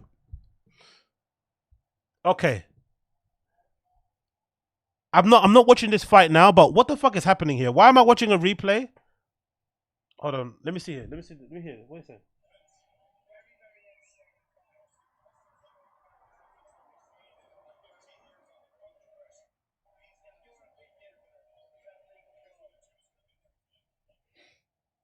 I don't get this fight. I'm just seeing a replay. The black guy kicked the white guy in the nuts, it looks like, but then he won and the fight got cancelled. Why did that happen? How can you give someone, how is that a low, what? Let's go to topology here. What the fuck's happening here? How did he get his hand lifted if he KO body kick? What? I don't understand this. It looks like he kicked him below the belt, or that's what the other French guy made it seem like. But then the referee stops the fight. Why did he stop the fight then? Did the referee stop the fight because he thought it was a knockout? This is so weird. Oh, okay. I think I know what happened. I think what happened was that the William Gomez, when he went for that left kick, and he hit the guy looking like when the left kick. The guy Yanis, he thought it was a low blow and he stopped, which made the ref think he was knocked out, and then he stopped the fight. I think that's what happened. I think so. Anyway, doesn't matter. Let's continue here because I'm now conscious of my ADHD, so I'm flicking between too many things now. You've made me so self-conscious. So I'm gonna move now. Motherfuckers are calling me.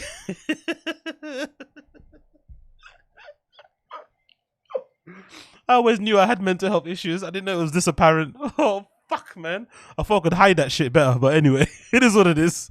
Let's play another clip. Let's move on. And let's play this one. Yeah, exactly. Yeah, own it. Yeah, exactly. Let's own it, man. Together we're stronger, isn't it, Natasha? Together we're stronger. Mental health, boys and girls. Together we're stronger. They can't defeat us, like, you know what I mean? No fucking wedge can come between this, right? Hey, get it? Hey. Anyway, let's continue. So we've got this clip here, courtesy of the Joe Rogan Forum. Oh, this is brilliant. The title is this: Civilians are uninformed wage slaves. Dr. Togan on the other end, thank him. This is in relation to that clip I played to you in the last stream. No, it's Fighting the Kids subreddit, sorry.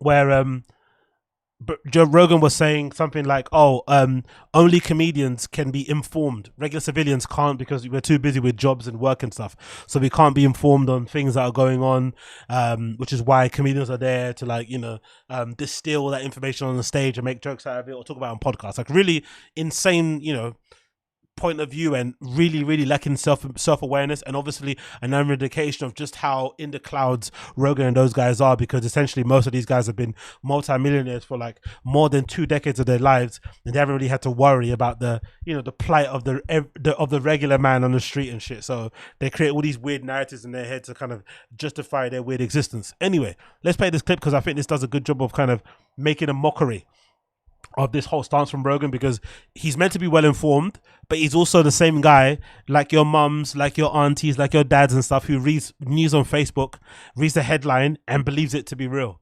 You know, he gets caught by that stuff so often. So it's funny to hear him say regular civilians are not informed, when in fact he's got all the time in the world and still gets things wrong more often than he gets it right. So let's play. 40 years old, you got a mortgage, you got kids, you're working all day, you don't have time. You don't have time to be paying attention to this shit. You know, we're very fortunate that we're comics, so we have the day to do whatever the fuck we want. And we can read things that maybe, you know, we send each other or watch a documentary or something and get a new perspective. But the more... My friend, his wife, is a school teacher. She works at a school that had to install a litter box. Imagine how crazy that is. You're a fucking human being and you prefer a litter box? You've conned the school into putting this fucking litter box in a girl's room. Yeah. Which is bananas. It is.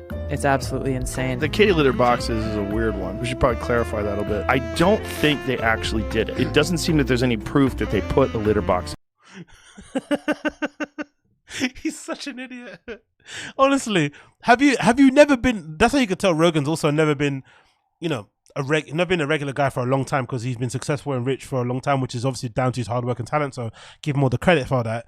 But how many times have you been on a morning commute and you've seen somebody with their phone or their laptop watching a fucking documentary or watching a series or whatever? Like, people watch stuff all the time on their lunch breaks, at home, on the weekends, after work, while they're at work. Like, he's acting as if like documentaries are like so hard to read, are so hard to watch if you have a regular job or a family. As if you can't be fucking rocking a baby and watching something, you know, at the same time. As if you can't be working and listening to your podcast or listening to the audiobook at the same time.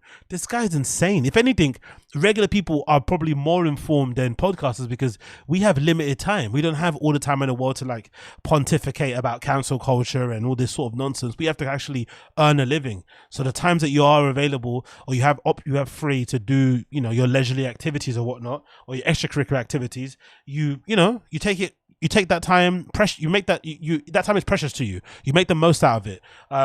Whatever it may be, like what most of us do, I'm sure. You see a headline online, you read the article, because usually the headlines aren't really reflective of the article, because if I'm not mistaken, most sites that write news, they have a separate person that writes headlines, and they're really good at that, right? They're really good at like kind of writing clickbaity headlines that kind of grab your attention. But sometimes the people that's writing the op-ed or writing the article is a different person, and that's full of the actual facts. So you actually read the article, and sometimes you sometimes see the article kind of contradicts the headline.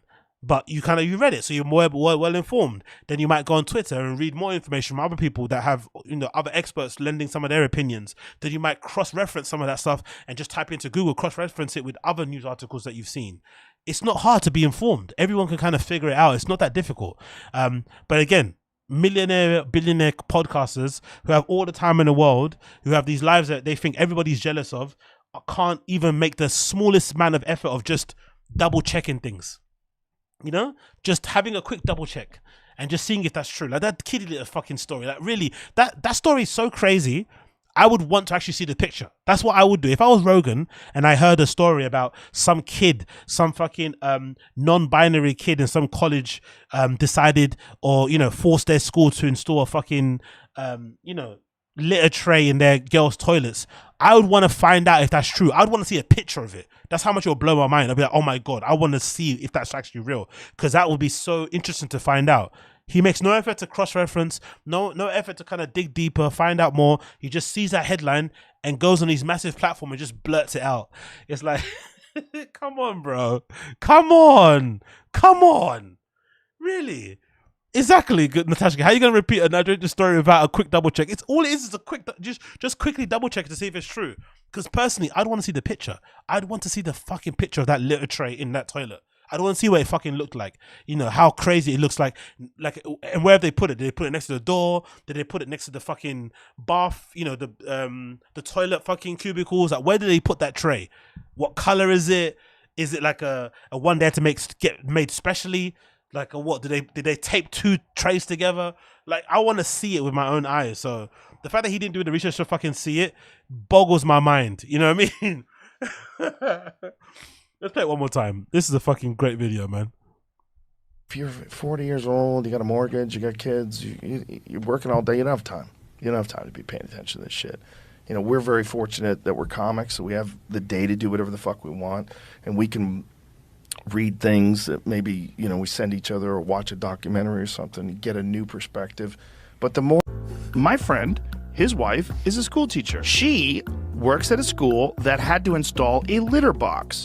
Imagine how crazy that is. You're a fucking human being and you prefer a litter box? You've conned the school into putting this fucking litter box in a girl's room. Yeah. Which is bananas. It is. It's absolutely insane. The kitty litter boxes is a weird one. We should probably clarify that a bit. I don't think they actually did it. It doesn't seem that there's any proof that they put a litter. Oh, I love Rogan. By the way, do you guys think Rogan and this lady fucked?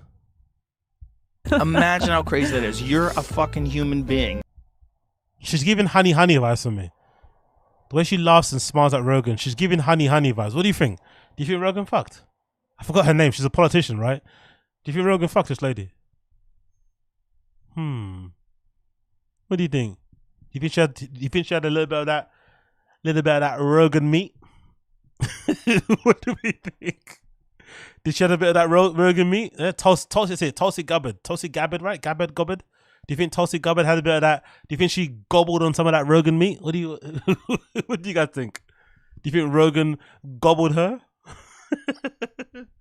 Gabba gobble? What do you think? What do you guys think? Tulsi, isn't that us her name? Yep. Joe's on gender what? What? Gabble gobble. Oh, I love it. By the way, I'm just quickly checking this fight, and OEZDEMIR might get smoked. I'm seeing this guy walk into the ring. What's his name? GUSKOV. And this guy is bowling into the ring. He's walking into a ring like a fucking gangster. He's got a lean on him. He's bald headed. He has no eyebrows. He looks like, what country is he from? I don't know what country that is, but his name is BOGDAN GUSKOV. This is a different type of white guy. He looks like a fucking animal. Is OEZDEMIR gonna get absolutely smoked? He looks fucking scary, bro. He looks scary. He did burpees on the floor, a cartwheel into the ring. And he's got a massive angel wings on his back. Is that angel? I don't know what that is. It's angel wings or OEZDEMIR might get smoked, innit? Whoever this guy is, he looks like a fucking animal. Oh no, man. Is that OEZDEMIR he's fighting? Is that OEZDEMIR? Or is that, I'm mistaken? Who is that? Yeah, it's OEZDEMIR, innit? VOLKAN OEZDEMIR. Shit. Okay, cool. What you guys saying, chat? Rogan's alternate perspective is comedy. He has 11. He has 11 first round wins. He has 11 out of 11 or 12 first round. Okay, cool. OEZDEMIR, man. Fuck, bro. Why is the UFC doing this to their? Hold on. Doesn't OEZDEMIR have a pretty bad record recently too? Hasn't he lost quite a few fights? Let me quickly see here. Shit, OEZDEMIR. I like him as well, man. He seems like a cool dude. Has he lost quite a few? Oh, he's bodied up on this picture though, isn't it? Fucking hell, mate. Call the fucking police. OEZDEMIR is bodied up in this picture. 999. Got an emergency. My dick's hard. Let's go here. Yeah, he lost against Kroylov. He lost against Anakin. He lost against another one. What's that? How you say? Jerry. Oh yeah, true. He lost against Jerry. So he's lost a few here and there, right? He had 2 back-to-back losses, then 2 wins, then a loss, then a loss, then a win versus Paul Craig. Oh, you beat Paul Craig. Okay, I didn't know that. I forgot about that fight. And Kroylov. Fuck, man. OEZDEMIR deserves better than this. OEZDEMIR deserves better than this. I swear to God. Yo, if I look like this, I'd be streaming topless every day. Every day. I'll be streaming topless on this, bro. I'll be streaming topless and doing my best fucking, my best little skanks on here, getting those fucking, getting those toplet bucks in. Tips and donations. I'd be fucking dancing in that ring. GUSKOV is 30. Okay, they're both about same height, 6'3". Oh man. Okay, I'm gonna watch this for a bit because if this guy, if what you're saying is true, and he's got 12, what's he got? He's got 11 or 12 first round wins. This might end very quickly. So I'm gonna keep this fight open and we're gonna continue. But I want to see what happens. But I'm sad for my boy OEZDEMIR, man. I like OEZDEMIR. Why are they giving this guy? Why are they giving this fucking animal? This GUSKOV guy, he looks fucking terrifying, man. I swear to God, he looks absolutely terrifying. Yeah. Yeah, you see, okay, cool. See, you know what I was saying before about Rogan and his height and shit, right? And how he's a bit self-absorbed and insufferable and shit, and people don't like him now because he's probably leaning a little bit to the right, and he's sounding like every other rich guy. I said before on the stream that we are lucky that the universe didn't bless Rogan with height, because imagine if Rogan looked like this. Imagine if Rogan was 6'3" and he looked like this. Don't get me wrong, Rogan's kind of bodied up already. He's just short. But imagine if Rogan was 6'3" and he looked like this. Just imagine how much more insufferable he'd be. Like if Rogan was 6'3", looked like this, like he'd be awful. So we are lucky that he's got that height thing and it keeps him a bit humble. It gives him a bit of a bit of an insecurity that kind of keeps him in check. Because if he wasn't, he'd be fucking unbearable. So let's go here. Josie, yeah, Rogan will be unbearable if you look like a real man. Josie doesn't like. Okay, cool. Here we go. First round. Let's see what's happening here. Please, OEZDEMIR, come on, OEZDEMIR. Don't get smoked by this guy. I beg of you, OEZDEMIR. Don't get smoked by this guy. Don't get smoked. Don't get smoked. Don't get smoked. I beg of you, bro. Do not get smoked. Whatever you do, don't get smoked. Okay, a couple of low kicks we got here. Exchanging punches. Oh, right hand from fucking GUSKOV. Caught OEZDEMIR a little bit. I look like it kind of hurt. I think he's holding it, but it looks like it kind of hurt that right hand already. That right cross, okay, got him. Good jab there from GUSKOV. He looks light on his feet. Yeah, he looks light on his feet, actually. He's moving around very quickly. Good look, couple of kicks there from OEZDEMIR, but this GUSKOV has got a problem. Oh, right hand already is causing problems. He's backing OEZDEMIR up to the fucking cage. Oh, come on, OEZDEMIR, bro. Don't get smoked by this guy, please. I beg of you, bro. Last at least the first round. If it goes to decision, it is what it is. Okay, cool. A good jab there from OEZDEMIR. Come in. He's trying to rush GUSKOV. Okay. OEZDEMIR he's bringing it to him, to be fair. Good couple of low kicks there. Oh, nice left hand from OEZDEMIR. Oh, he got caught with that uppercut a little bit there. Okay. Oh, right hand again. Blocks that one. OEZDEMIR is biting on all GUSKOV's feints, though. He's biting on all his feints. He's biting on his feints. Come on, son. Come on, OEZDEMIR. Come on, bro. He's backing GUSKOV up to the fucking... Go back to the side of the cage. GUSKOV is looking for an opening. Oh, OEZDEMIR goes for the fucking takedown. And he takes him down instantly. But he gets a good... Oh, GUSKOV had the guillotine a little bit. He's going to side control. Full mount. Nope. He hasn't got full mount just yet. Yep. His other leg's getting entangled. GUSKOV has still got him onto... He's still grappling. Okay, let's see what GUSKOV is like from the bottom. From the ground. So let's see what his game is like. OEZDEMIR is trying to get full mount. He's trying to get his leg out from under the grip of GUSKOV. GUSKOV is still moving around pretty well at the bottom. He's tying OEZDEMIR up a little bit here. OEZDEMIR stands up, tries to get some good ground and pound in. A couple of punches on the side of the octagon. But he's not getting a lot of power on those punches, to be fair. GUSKOV is kind of stuffing this ground game from OEZDEMIR pretty well, to be fair. OEZDEMIR is trying to get his back. He's no joy. They're both up and now. Okay, cool. Oh, right hand from GUSKOV. Oof, that hurt. Shit. That woke up fucking OEZDEMIR. Damn, son. 2 minutes 34. 2 minutes 33. Okay, leg kick there from OEZDEMIR. Oh, leg. Okay, that leg's looking like it's getting chopped up. The lead leg. Oh, that looks like it hurt, bro. GUSKOV is going to have to start checking some of these kicks because these calf kicks are actually getting through and they're looking at their... I think GUSKOV's movement's being affected. Or is he just gassed? He's not moving as well, actually. OEZDEMIR's kind of stuffed him really well, to be fair. He got him with the leg kicks. He took him down. And he looks like he's tired. Or he's injured. Something's happened to GUSKOV. He looks different now. He looks very, very languid. Very tired. Very slow. Very average, really.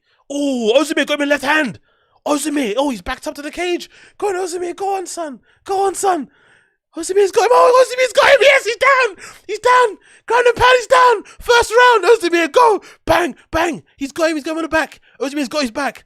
OEZDEMIR's got his back. Punching his head again. No reply. This might get stopped. This might get stopped. Come on. Come on, OEZDEMIR. Come on, OEZDEMIR.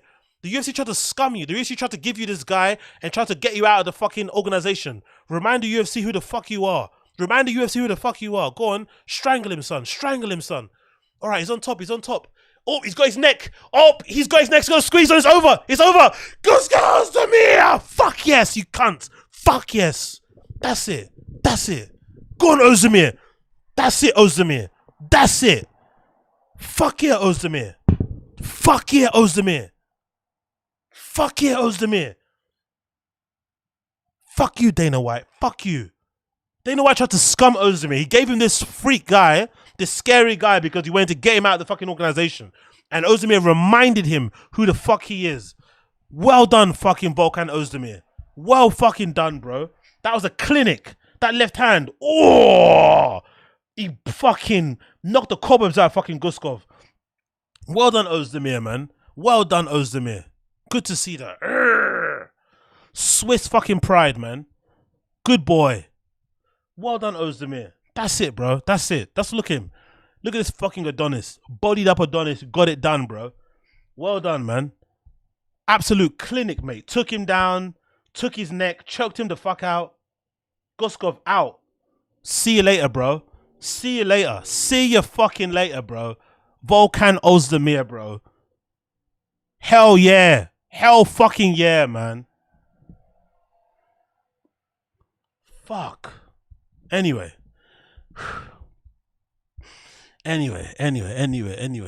That's it. Let's go back to the stream. Let's relax now because that got me fucking hyped, man. Well done, OEZDEMIR, man. He fucking did it. I'm so happy for him. I'm so happy for him. Good boy. Let's go. Yes, actually, he looks glorious. He does, doesn't he? No, honestly, all the homo. He looks fucking glorious. That is fucking peak physique. Look at that, mate.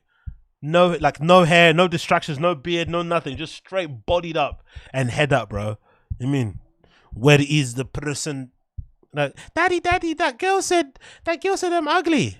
Where is the child that said this? I will kill them for you, daughter. No, daddy, I don't mean that. Where are they? Tell me where they live. I will choke them. I will take their back and choke them. All of them. Anyway, let's move. We did that. We did this. We said Joe Rogan's fucking Tulsi, or maybe Tulsi's fucking Joe, because she's giving very strong energy. You know what I mean? She's definitely one to wear the trousers in all relationships. Let's continue here. Yeah, cool. GUSKOV, welcome to the UFC, man. You were first, 11 first round wins in all these fucking bullshit organizations. Welcome to the UFC, bro. The top leagues. Welcome to the UFC. Anyway, moving on. Let's go to this one. So, what do you guys think about this? I'm a little bit split. So, on the SCHAUB show, Brendan said that he had heard from a reliable source that the UFC had offered Ronda Rousey a contract. Like they maybe, reached out to her and tried to gauge her temperature for a potential return to the UFC. And I guess he must have read it somewhere, or it's a rumor around the UFC circles, and he commented it on the SCHAUB show. And he said with some level of certainty, he kind of spoke like he knew exactly what was going on. And I guess because Brendan used to go out with Ronda Rousey back in the day, right? They used to be boyfriend and girlfriend way back when. Let me see if I can actually find a picture of them. I think there's a funny picture of them like on some safari somewhere. Let me see if I can find this shit.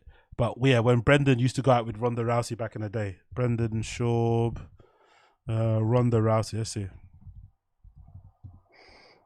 Yeah, relationship. Let's see if I can find this on Google. Yeah, let's see. There you go. Yeah, Ronda Rousey and Brendan SCHAUB relationship was quite brief. The pair began dating sometime in 2014, but abruptly ended the relationship that same year. However, SCHAUB's comment indicated that the little time they spent together was not ideal for either of them. Yeah, I think SCHAUB said something like, oh, he was too much of a man for her or something. Right? Is that what he said? He said he was too much of a man for her, which is fucking crazy to say, because it obviously doesn't really paint the full story. But yeah, there was once a time where Brendan and fucking Ronda used to be banging back in the day, right? That's them back in the day. And then she moved on to Travis Brown. The sad thing about this relationship is that she went and hooked up with Travis Brown, immediately started a family, and then I think was Travis Brown Brendan's last fight in the UFC? Was that the last fight he had? Where Travis Brown smoked him, like ground and pound to the back and started speaking to him on the mat. Was that his last fight? That is so fucking horrible, isn't it? What a bad way to go out. You then get knocked out by your ex-girlfriend's new boyfriend. That's how you end your UFC career. The sport is a fucking brutal sport, isn't it? Fucking brutal sport. But yeah, that's them, their relationship, right? As you can see there, bing, bang, boom. Yeah, there's a picture of them on a safari somewhere. I don't know where I saw it. Yeah, that's the one, right? Okay, it's not a safari. Maybe it's a river thing. Okay, I'm sorry. I put some Brendan SCHAUB salt on the story. I spiced it up a little bit. I said safari. It looks like a lake. It's probably like a lake thing. They're on the boat, on the ferry, but I called it a safari. They went to Utah for a safari. Anyway, let's continue.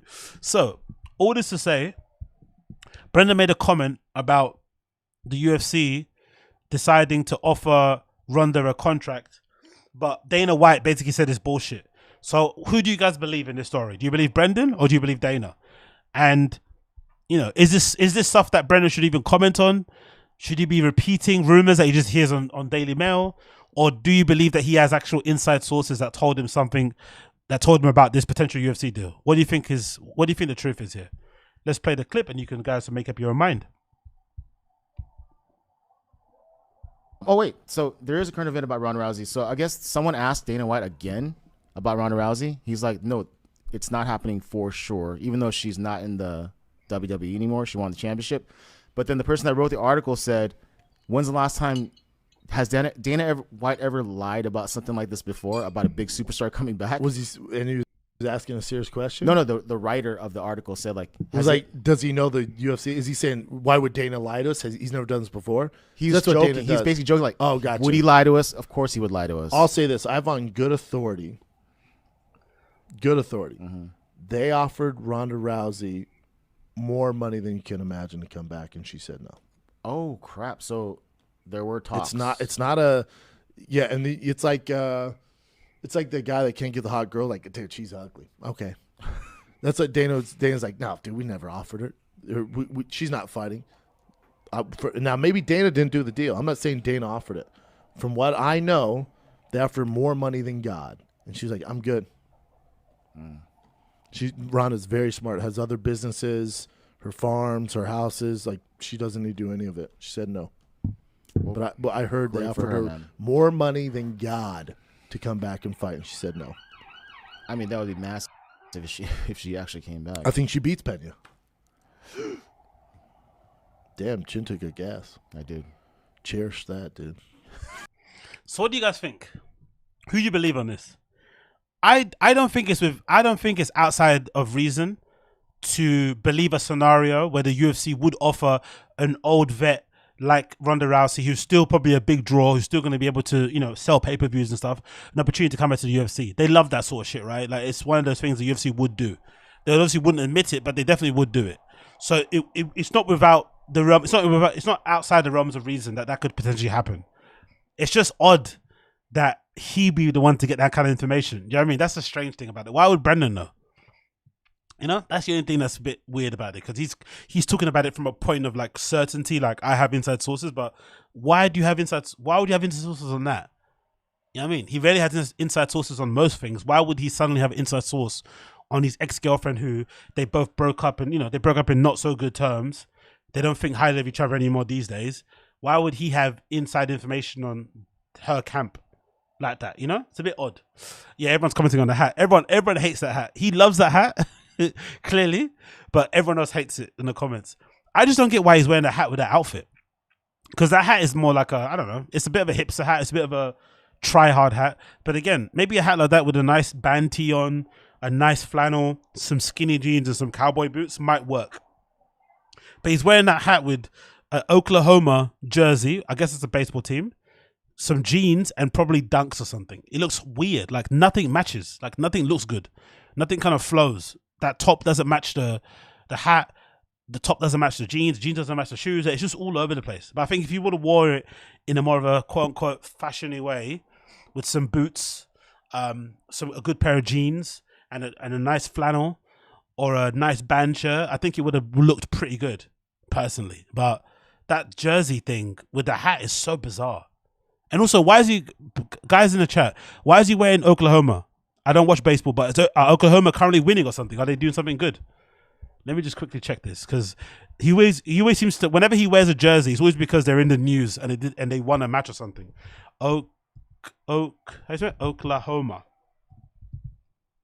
Oklahoma baseball. Let's see what they've been doing here. What are they called? Oh, Oklahoma City Dodgers. Let's see if they've been in the news, because that's usually the reason why he wears a jersey. They do something right, and then he's suddenly now wearing it. Let's go news. What's happened to him recently? Dodgers call up right-handed pitcher Ryan Pepiot. New Ghostbusters film released in partnership with the Raiders. Future soldiers step up. Nothing has happened so far with them, right? Dodgers option right hand. Fresh serve in a AAA debut. Let's go to their scores. What's happened to them in terms of their scores? Score. Have they won loads of games recently or something? Because this definitely would give me a reason why he's wearing their jersey all of a sudden. Why is he wearing it? Oklahoma City. Let's see results. Let's go here. Don't associate started it. I'm gonna go back. Let's see what they're saying here. Oklahoma City. Let's see what they've done. So they lost against Round Rock. It looks like there, right? Where are the results? Round Rock and where scores specific MB. Why don't you just show me the scores of the one team? This is shit. Why can't I just see the scores of the one team? September 1st. Why can't I just see the scores of the one team? Why is it not showing me that for? This site is horrible. Okay, let's go here. Flash score. He's from Colorado. I don't mind the hat, but not with the jersey. Exactly, Space Guy. Oh, they were world champions. Okay, that's why he's wearing it then. Okay. He literally started doing this after Bert started wearing them, and now his thing is anything he got. Okay, cool. So they're world champions previously, which means they're good. Okay, cool. There is that's tough results, isn't it? Jesus Christ. They've lost. They didn't start this season well, have they? Lost. 2 wins here. Lost. Fuck me. Okay. Oklahoma Dodgers world champions or championship. Has won 4 league championships. Okay.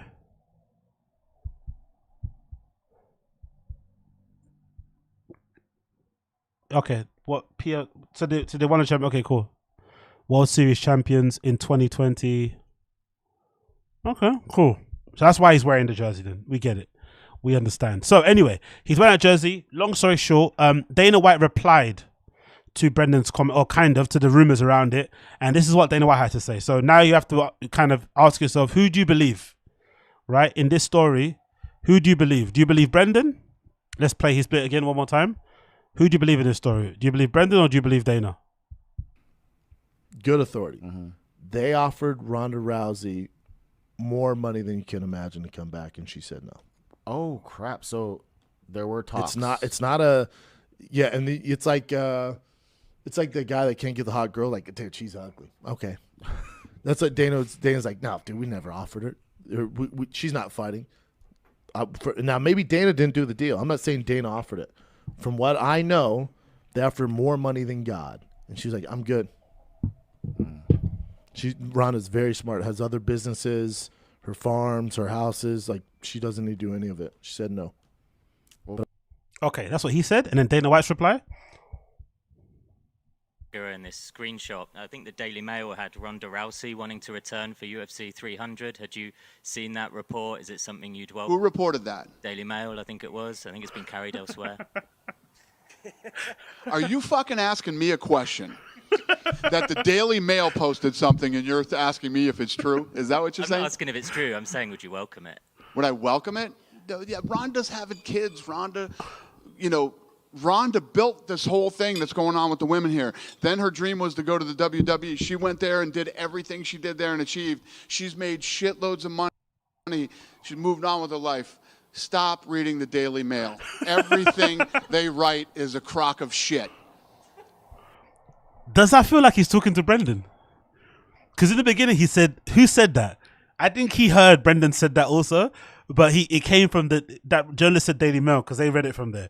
Does it feel like a little bit he was talking to Brendan? I don't know why. Every time I hear him speak, I feel like he's sending little subliminals. Listen again. He said, who said that? You know what I mean? Because he heard him say Daily Mail, but he wanted to see if he was going to say Brendan. Like, let's see. In this screenshot, I think the Daily Mail had Ronda Rousey wanting to return for UFC 300. Had you seen that report? Is it something you'd welcome? Who reported that? Daily Mail, I think it was. I think it's been. Yeah, Dana's so petty. He's such a piece of shit. He's so petty. He wanted the guy to say Brendan so badly. Who said that? Makes sense. You know what I mean? Bye. Mic drop. Makes sense. Carried elsewhere. Are you fucking asking me a question? That the Daily Mail Brendan posted Schaub. something and you're asking me if it's true? Is that what you're saying? I'm not asking if it's true. I'm saying, would you welcome it? Would I welcome it? Yeah, Ronda's having kids. Ronda built this whole thing that's going on with the women here. Then her dream was to go to the WWE. She went there and did everything she did there and achieved. She's made shitloads of money. She's moved on with her life. Stop reading the Daily Mail. Everything they write is a crock of shit. So the only thing that's hard about this is that Dana lies often about fight stuff, rumors. He just basically doesn't like it when the press or the media get a hold of information before the UFC announces it, for obvious reasons, right? Because the UFC want to announce stuff and let it be a secret. They want to build it up a little bit, let it be a surprise. Obviously get the most out of it in terms of eyes and pay-per-view buys and money and shit. It makes sense why he gets defensive about it, but he hates it when the media gets hold of information before he's able to reveal it. And he often lies, just in general, because, you know, I guess it's part of the job. You have to kind of keep your cards close to your chest. So part of me thinks it's possible they could have offered Ronda a contract. It's not outside the realms of possibility, but I just don't know if Brendan's the best, you know, person to kind of like listen to, you know, believe, because he also lies a lot, you know? You got two guys who lie. You got one guy who lies because it's part of his job in Dana White as a promoter. You kind of have to always embellish and lie because, you know, you're trying to sell fights and shit. And then you got one side in Brendan who's basically made a whole career and a livelihood out of faking it till you make it. So who do you believe? Like, you know what I mean? It's a hard one, you know? It's a hard one. Who do you believe? Oh, my guy's about to fight. SAINT-DENIS versus THIAGO Moses. Who do you guys believe? Dana or Brendan? Other than the money, she's chilling, let her live. Exactly, Tashki, I believe that. When is Brendan not lying? Exactly true. Oh yeah, Teji, yeah, Pat Milicic, yeah, is the dumbest motherfucker. Yeah, exactly true. Since when was the UFC offered fighters tons of money anyway? Oh shit, low blow already from SAINT-DENIS. Fucking hell, SAINT-DENIS. Dana's a liar, but I don't think he offered Ronda any contract recently. Cool. But do you think he would have gave her a call? Do you think that's out of possibility? He might have gave her a ring, like, hey, what are you doing now? I know you've left the UFC, WWE, and you're having babies and shit, but if you're ever in a mood to come back to the women's division, come back. I don't think it's a smart idea for her to come back. I think she still gets smoked. I think the levels in women's UFC has gone up so considerably since she left the sport. I don't think it's smart for her to come back, personally. I don't think, obviously it'll be a good money earner, but I don't think it's a smart thing for her to come back, personally. Don't come back. She kind of left the UFC in a little bit of a cloud anyway, if I'm mistaken, innit? She didn't really leave in the best of terms anyway. You know, she kind of ignored everybody and kind of went away and kind of sulked and shit after she lost. But I think skill-wise, she shouldn't come back because, you know, she's a legend anyway, especially in the women's division. She shouldn't come back and get smoked again. That would hurt her, man. I don't want to see her get smoked again. She doesn't deserve that. So let her enjoy, because I think she doesn't want to be in the limelight as much because she's kind of on her own tip. Let her enjoy her kind of anonymity, which she kind of has now, and live life instead of coming back and, you know, yeah, she doesn't, exactly, people were saying, yeah, the women's division doesn't need Ronda unless she takes an ambassador role, exactly. She left the WWE, banged up just months ago. I don't see what he'd need her there, true. Faded into obscurity, exactly. Ronda would get destroyed by this level of UFC fight, exactly, Josie, yeah. She shouldn't come back. I don't want her to come back. I don't want to see her get smoked. Like, I think legends like that deserve to like be remembered for their good times. It shouldn't be, you know, you shouldn't be getting. I don't want to see Ronda be, you know, be fucking taken down at will by these newer fighters and be controlled on the ground and get choked out and shit, get knocked out. Like, no one wants to see that nowadays. Let's remember her for her good highlights and shit. But oh my god, again, 2 low blows from SAINT-DENIS. Fucking hell, man. I really am the fucking Drake of UFC, aren't I? I fucking curse SAINT-DENIS. He might get DQ'd for this, you know. Like, he's kicked him twice in the nuts. He's kicked MOISÉS. Oh, fucking hell. That one was even lower. Jesus Christ. Okay, cool. SAINT-DENIS needs to chill, man. He might get taken point off him, innit? I really am the Drake of this shit. I fucking curse SAINT-DENIS. I'm sorry, man. Apologies, bro. Okay, anyway, let's continue. I think I cursed SAINT-DENIS.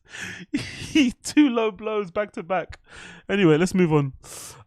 Yeah, Dana knows what he's doing, though. Dana knows what he's doing, innit? Dana knows what he's doing. Don't read the Daily Mail. It's a crock of shit. Like, he knows what he's doing. That's smart. He knows who he was talking about. He was talking about Brent. He knows what he was doing, man. That guy, he's so fucking petty. Another clip here. the AZ effect is like this. The AZ effect. Oh, fucking hell. SAINT-DENIS. Stop pronouncing the S at the end of Saint. So it's SAINT-DENIS. Oh, so it's SAINT-DENIS, not SAINT-DENIS. It's SAINT-DENIS. Is that what you're trying to say, Space Guy? It's SAINT-DENIS. It's driving me crazy. It's SAINT-DENIS. Okay, cool. SAINT-DENIS. My bad. My French is not the best. It's SAINT-DENIS. SAINT-DENIS. Okay, SAINT-DENIS, SAINT-DENIS, SAINT-DENIS. Ouh là là, je m'appelle. Bonjour, oui, ça va. Okay, cool. Benoit, SAINT-DENIS. Benoit, SAINT-DENIS. Bonjour. Benoit, SAINT-DENIS. Oh, he got him in the body shot there. Oh, go on, SAINT-DENIS, brother. He's backing up to the cage. Oh, body shots are incredible. Grind and pound. Yeah, SAINT-DENIS all action. That's why I like him. I don't know if you guys like the guy, but he's all action. It's you know what I mean? It's body shots, it's kicks, it's grappling. Like, he's all action, bro. It's like, he reminds me of like a bigger version of Ilya Toporian. Like, he fights like a fucking, he comes through like a fucking Tasmanian devil, bro. He's all over you, man. Like, he's got his back now. Like, he's fucking so good. I'm a big fan of SAINT-DENIS. I'm in that SAINT-DENIS fucking hive. Ooh, ankle. Uh-oh. You got an ankle pick here? No. Okay, yeah. SAINT-DENIS is a fucking beast. I like him, man. What? Sean called him SCHAUB Denis. Yeah, Brendan wishes he was fucking at a level of Benoit SAINT-DENIS. It's French lessons fun. Big up Space Guy. French lesson fun.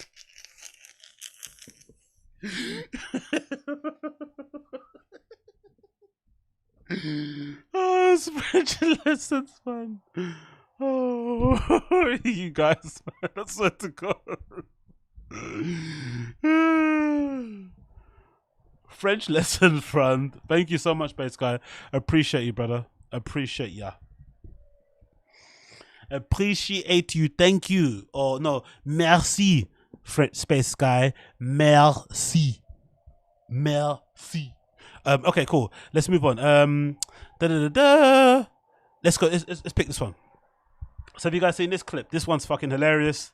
It's from the Foreigner Kids subreddit. Again, so big up those guys. They've got this one. This is fucking hilarious. Look at the title. Brendan gauging the height of celebrities while in elevators with them, right? Again, another detail that I completely missed out on.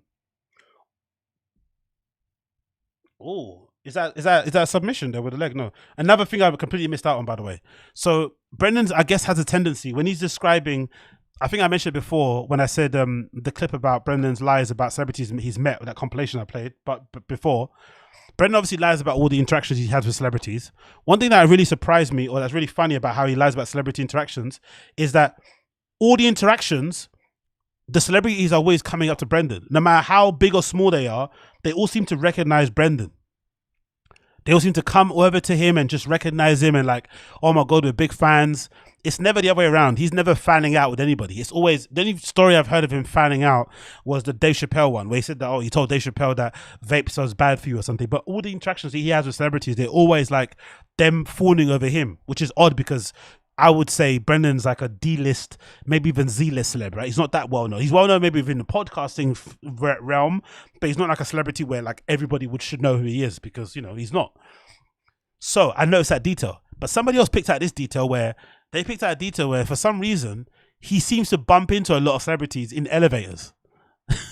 Right? He seems to bump into a lot of these guys and girls in elevators, and for whatever reason, whether it's an insecurity or it's him trying to flex, he always compares heights whenever he's in elevators with somebody. So instead of just like, you know, talking in general and just saying hey to the person or having a regular comment about the interaction, he always comments on their height when in elevators, which is an odd thing to say, to see something, right? When you see somebody, the first thing you mention is their height and you compare and it's a strange thing. But anyway, let's play this compilation because this is fucking brilliant. Big up whoever made this. I remember when I was fighting Roy Nelson, Ultimate Fighter. This is how you know I wasn't going to win. I was just on Focus. I was like staring at the crowd. I see Tito. I'm like, oh, I love Tito. I see Hulk Hogan. I'm like, holy shit, Hulk Hogan's here. And then after, I lose, and I remember in the elevator, I'm standing next to him. I was like, I remember thinking to myself, oh, he's not that tall. I might be a little taller than him. Yeah. And he had heels on, like platforms. Like, oh, he's not that tall at all. We're the same size, and his heels on. I'm taller than him. How tall is The Rock? 6'2". Yeah, he's 6'2". I've been in an elevator with him. Is he a big dude? Like Which is compared to you, how big is you he? though, right? You guys were like, it was just it was just two of us out of UFC. Did you say anything? Just what's up? Oh, you know who we saw in my hotel? Mr. Baltimore, Carmelo Anthony. Really? He's from there. Yeah. Really? Born and raised. And he was just hanging? He was at the hotel doing something. I don't know what he's doing there. Massive man, but he's from like the hood of Baltimore. How tall? Shit. Jay thought he was shorter, but I'm like, no, I saw him on the elevator. He's fucking huge. Yeah. Jay thought it was me because I always wear that pink hat and have these shorts. He was wearing the exact same shit I was. Jay's like, Brent. I'm like, you thought I was Carmelo Anthony? He's like, well, he's fair skinned. I'm like, are you out of your mind? He's damn near 7 foot tall. 6'7". Yeah, that's what. But Jay said he was like 6'7" because I thought he was more like 6'10". But yeah, 6'7". Top. So Jay's right. Paul, you need Happy Hippo. I line a line of Coke, dude. And everything like that. Darius is right up there. Look at him, man. That's messed up. Okay, Yeah. so you stay away from throwing those shots purposely. That's messed up too. Can we spare a thought for that line that Brendan said, which is fucking hilarious? His brother, who might be a redact also, big up to Big J, Axe J. His brother thought from afar that Carmelo Anthony was Brendan because they had maybe the same outfit on, right? Cool, fair enough, whatever. Is redacted or dumb? Brendan says in his defense, how could I be Carmelo Anthony when he's 7 foot tall? Not he's black and I'm white. It's the height difference that would be the thing that would kind of let you know, right? That it wasn't fucking Brendan. That was the line that fucking got me. It wasn't the race. It was the height. I can't be Carmelo Anthony. He's 7 foot 2. I'm only 6'9". Play that one more time. Here it is. Hear him. I'm like, no, I saw him on the elevator. He's fucking huge. Yeah. Jay thought it was me because I always wear that pink hat. Basically a black man, right? Basically. And have these shorts. He was wearing the exact same shit I was. Jay's like, Brent. I'm like, you thought I was Carmelo Anthony? He's like, well, he's fair skinned. I'm like, are you out of your mind? He's damn near 7 foot tall. He's fair skin is the first thing he said is a difference maker. He's fair skin. Bro, he's a black man. He may be lighter, of course, complexion compared to me or something, but he's a fucking bona fide black dude, right? Why the fuck would your brother think you look like that? And also, why won't you say it? He's black, obviously. How the fuck could I look like him? It makes no sense. Honestly, man, like Brendan and his brother, like, are two peas in the pod. Absolutely incredible, man. The redactedness levels is incredible. It's also just funny how Brendan seems to always bump into celebrities near elevators and stuff. Like, what is going on? Always in elevators. And they always say, what's up to him? Never him finding out on them. They always like, oh, you're the white boy that works too much, right? Oh, he'd love it. P09 Bala. He patrols the halls of hotels waiting around the elevators for famous celebrities. Exactly. BAPA'S. What's that? BAPA'S Telement Plat. What's that mean? SCHAUB met his career in an elevator going down. Lols. Joseph says, just shows how stupid and redacted both of them are. Exactly. He would pass better for Anthony than Brendan. Exactly. Ashley J is colorblind and just plain blind. Met Jesus at the coffee shop yesterday. Yeah, exactly. Cheese food. Met Jesus at the coffee shop. He's a big fan. Yo, SAINT-DENIS is absolutely smashing this guy, bro. He's absolutely brutalizing him. So I'm happy my curse isn't real, because SAINT-DENIS is absolutely mullering this guy. It might get stopped. He's absolutely smashing him, bro. Come on, end it, man, end it. 20 seconds to go. End it, bro. Referee, end it, bro. He's getting smashed in the corner. No reply, end it. What's this referee doing? There we go. SAINT-DENIS. SAINT-DENIS. Let's go. Let's fucking go. Let's fucking go, bro. Let's go. Let's fucking go. I told you, man. This SAINT-DENIS is a fucking beast. Look at him. He's a fucking brutal warrior, man. I fucking love him. He's all about, he's pure violence, bro. You know, man, let's call him fucking Mr. Violence. I want to thank my family because I had to smash him today in order to win. I want something ranked. You know, that's what he's going to say at the end. I want to thank everybody here. Vive la France. Oh, the elbows. So, yeah, he's one of my favorites on the fucking roster, man. I fucking love this guy. I'm not going to lie. Let's get sound a bit up here.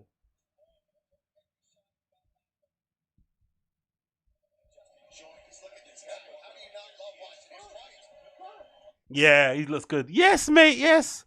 I can't watch this back live, man. I can't watch this back in full. SAINT-DENIS hype train. SAINT-DENIS hype train. Choo-choo.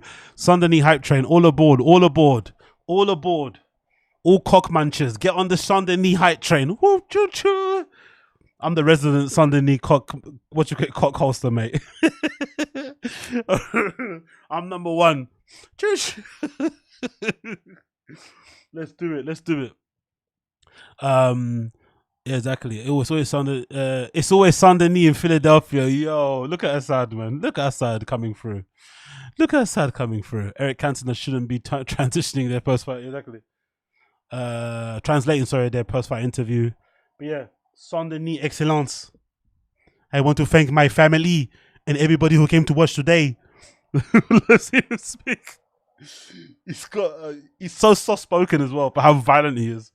That's usually the scariest type of dudes. He's so polite and well-mannered, but when he gets in the octagon...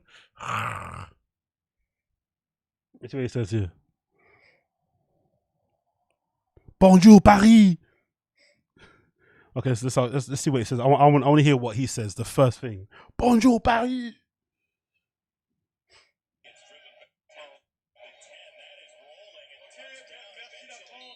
Merci les France! Yeah. Merci les France! Vive les Paris!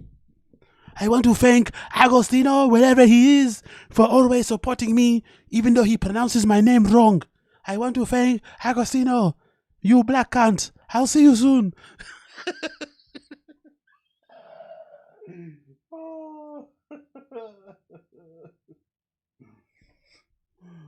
Wherever you are, Agostinho, I love you.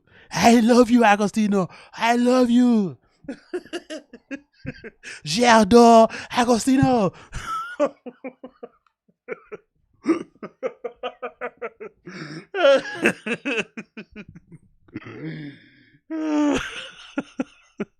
Yeah, honestly, I love SAINT-DENIS. Honestly, I fucking love him, man. He's definitely my man crush. I fucking love him. He's so violent in there. Him, Ilya Toporian, a few other guys in the UFC who I'm looking at, I'm thinking, yeah, these guys are fucking future champions. Oh, he's calling out fucking Dariush. Okay, let's go. Yeah, exactly. He speaks like a gentleman but fights like a monster. Like, I love that shit. I love that shit. It's like fucking GSP. Joe St. Pierre is the best version of that as well. He's so giggly, so soft-spoken, so well-mannered. But when he gets into that octagon, bruv, he turns into a fucking animal. I love that duality, man. That contrast, be able to turn that switch on and go, doop. You know what I mean? Like, that's fucking... I love that shit. I love that shit more than the psychos in the ring and out the ring. I think the psychos in the ring and out the ring are a little bit weird. That's why fucking John Jones is so scary. John Jones talks about God and Jesus and is always fucking wearing those fucking good boy vest jumper things, right? But then at night, he turns into a fucking coke fiend, runs over fucking pregnant women, right? Goes to strip clubs and shit. Like, do you know what I mean? I love that duality. Hey, that's even, is it that? You know what I mean? I love that fucking duality. I fucking think that's fucking incredible. But I hate the psychos in and out of it. Like that War Machine guy, do you know what I mean? Like a piece of shit in the octagon and also a piece of shit out the octagon. I don't like that stuff. I like the ability to be like, to turn it off and to be cool. And then when you get into the octagon and you're fighting somebody, yeah, let's do it. I said, yeah, I shaved my chest. I shaved my chest for Agostinho. Agostinho, my chest. I make this for you. The circumference of my titties are for you, Agostinho. My biceps, they're for you.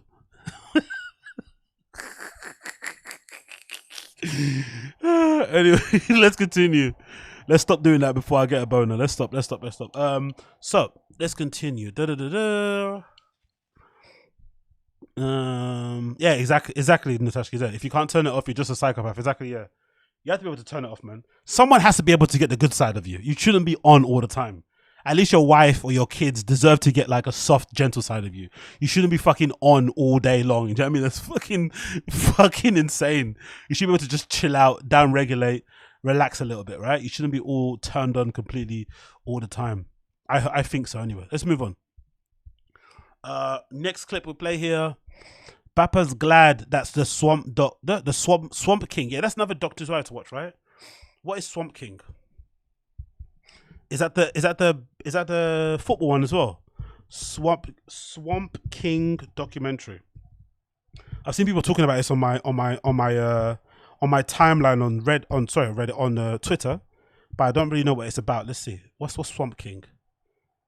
Swamp King is explores the legendary ruthless football coach, Urban Meyer, turned the ragtag 2000s era Florida Gators into a ferocious winning machine. Okay, cool. I'm gonna watch that then. This is something I need to watch. Oh, look, there's a Lies already. Okay, cool. Untold, and then there's Lies. Okay, cool. So I'm gonna check that out. I'm gonna check out Swamp King. So let's see what Brendan has to say about Swamp King. Brendan had some interesting things to say about the Swamp King documentary. Did he make it all about himself? I think he probably did. Somehow he manages to find a way to make it all about himself. Let's see what he said about this documentary. I'm curious to see what he said. Boom, boom, boom. Let's get it full screened. Let's see what he said about this Swamp King doc. My testosterone, I want to apologize if this podcast gets a little heated and if there's I slap Brendan, you piece of shit, or something happens, because I've been watching Swamp Kings and man, Florida's got some football. Everybody, Gators back then especially, dude. Those guys. Urban Meyer was like, one of the best teams ever. I'm gonna break these. Whoever can't handle this insane training is. I don't want you here. But the thing, when I watched that's pretty much Division I football. Is it really? Yeah, at the high level. Oof. We did the exact same thing. You did, huh? Called Dirty Dozens. Just killing each other. Yeah, and they're just trying to weed out the weak. But I think it's good for people to see. It is. I would imagine also that the bond that those guys have. Yes, brings everybody together, especially the top dogs. The people who are actually going to play, yeah, you get really, really close. I get a little. I'm sorry, child. Did I frighten you? What do we think? I don't know what's going on. What's with this whole need to talk about football a lot and kind of remind people of his career? What's going on?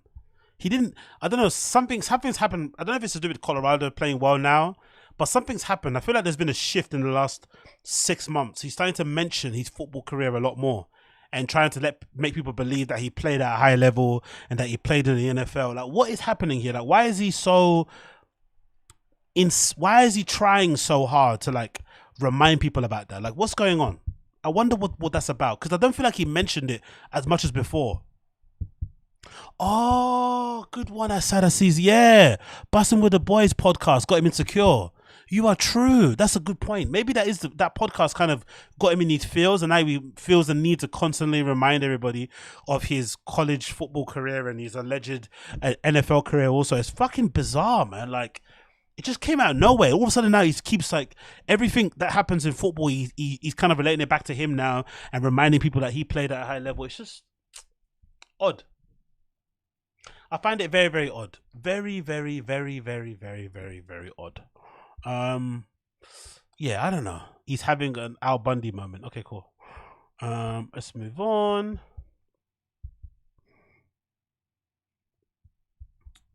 What he says, he's having an Al Bundy moment. He's busting with the boys. Paul, Will and Taylor are real life NFL athletes. Better podcasters. Exactly. That's a side bit about it. Will and Taylor actually do this podcasting thing way better than he did. He does anyway. Don't get me wrong. I think Brendan still deserves a lot of credit still for being one of the first people, to do that kind of transition from sports to podcasting. I think he kind of, to be fair, like, you know, you can call them idiots and the podcast now is terrible, but I think they did start the trend of it being like a funny guy that doesn't know anything about sports and an alleged ex-sports, you know, athlete in that regard. It hasn't lasted well. It hasn't run its course well because Brendan does get annoyed when Brian brings up sports, but that kind of format of a podcast, of a show, or even of an ex-sports athlete or an athlete of any kind doing a podcast, they kind of spearheaded that. But unfortunately, they never innovated. They never kind of evolved. It's just been the same shit. And all these other guys that are now coming up are doing it way better than Brendan's ever done, to be fair. The Pat McAfee's, the Will and Taylor with Bustin' with the Boys, and a few others are smashing it, right? Even these football guys. There's a new podcast actually now that Joe Budden's going to be putting out soon. I think it's called like From the Trenches.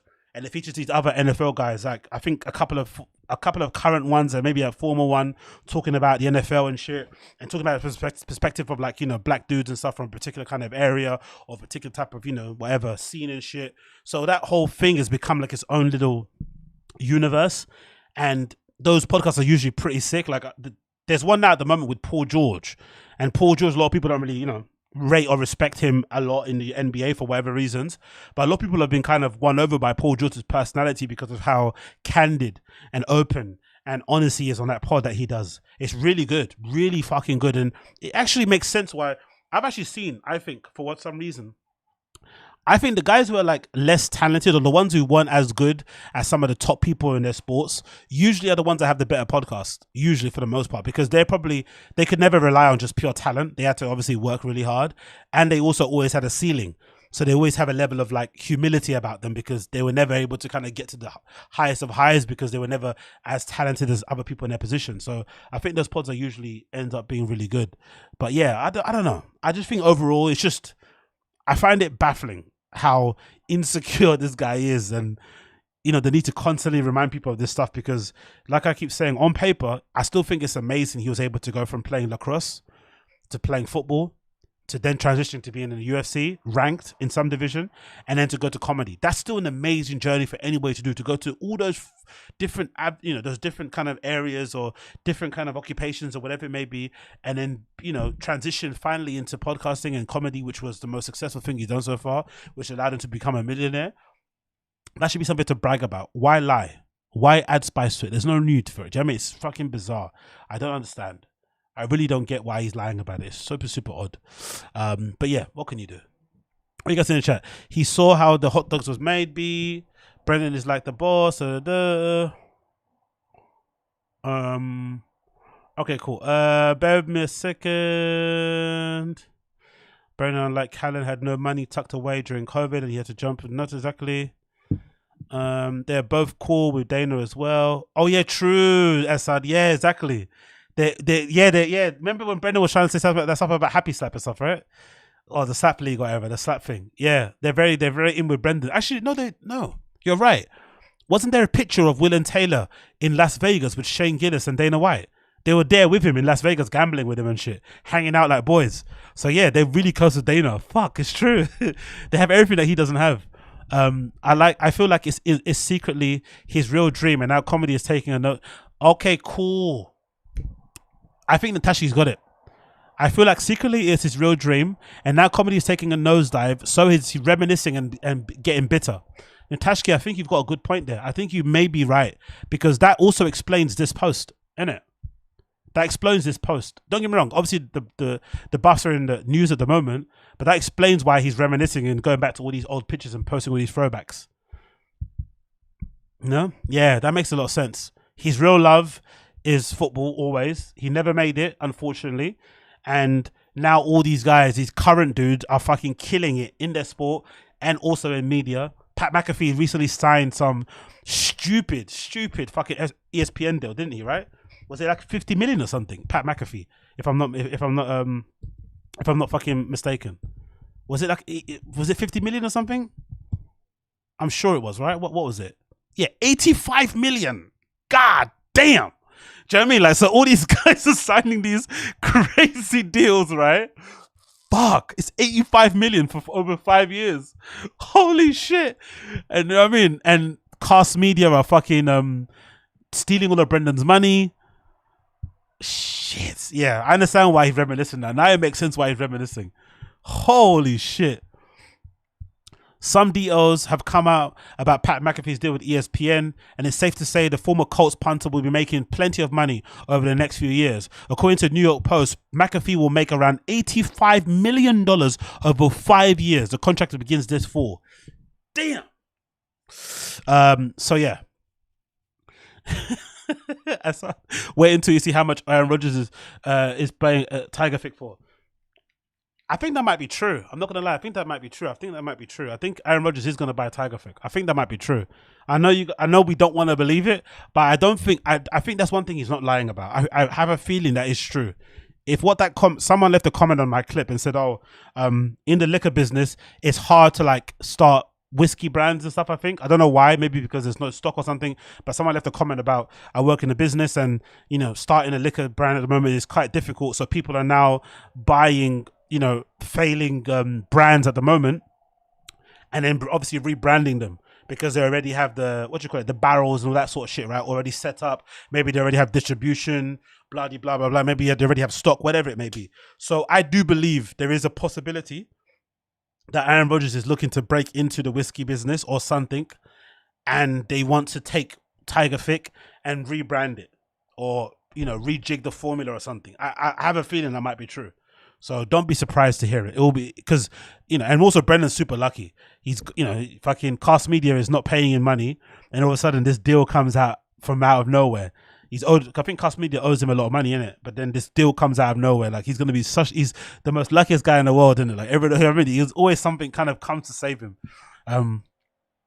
Yeah, it's like MK says Bappa was supposed to be really good at lacrosse in high school but chose football. That's an odd one, isn't it? Is lacrosse meant to be? Is lacrosse like a rich person's sport? Why didn't he do lacrosse? And why doesn't he mention lacrosse either? Lacrosse seems like a fun sport. Is lacrosse for rich people? I don't know. Is lacrosse for rich people? Is it seen as a rich people sport? Is it seen as like a water polo thing?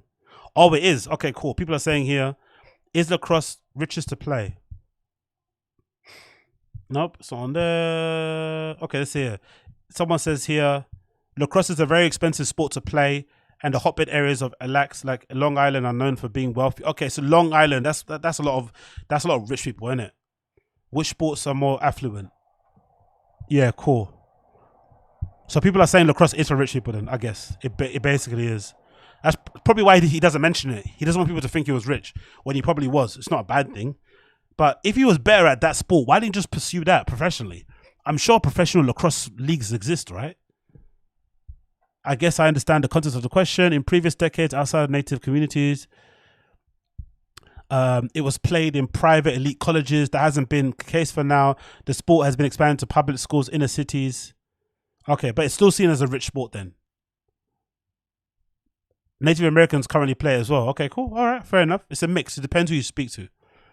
No, however, it does cost more to organize a game than basketball or soccer, where just a ball is required. The rest of the people play anywhere. Okay, so you have to buy a lot of equipment, I'm assuming. You've got to buy the bat, the stick thing that you hold. Don't they have like a mask as well? Yeah, see, they have like a helmet thing. Okay, that's a lot. Yeah, that's a lot of things to buy. You got to buy the helmet, the gloves. Yeah?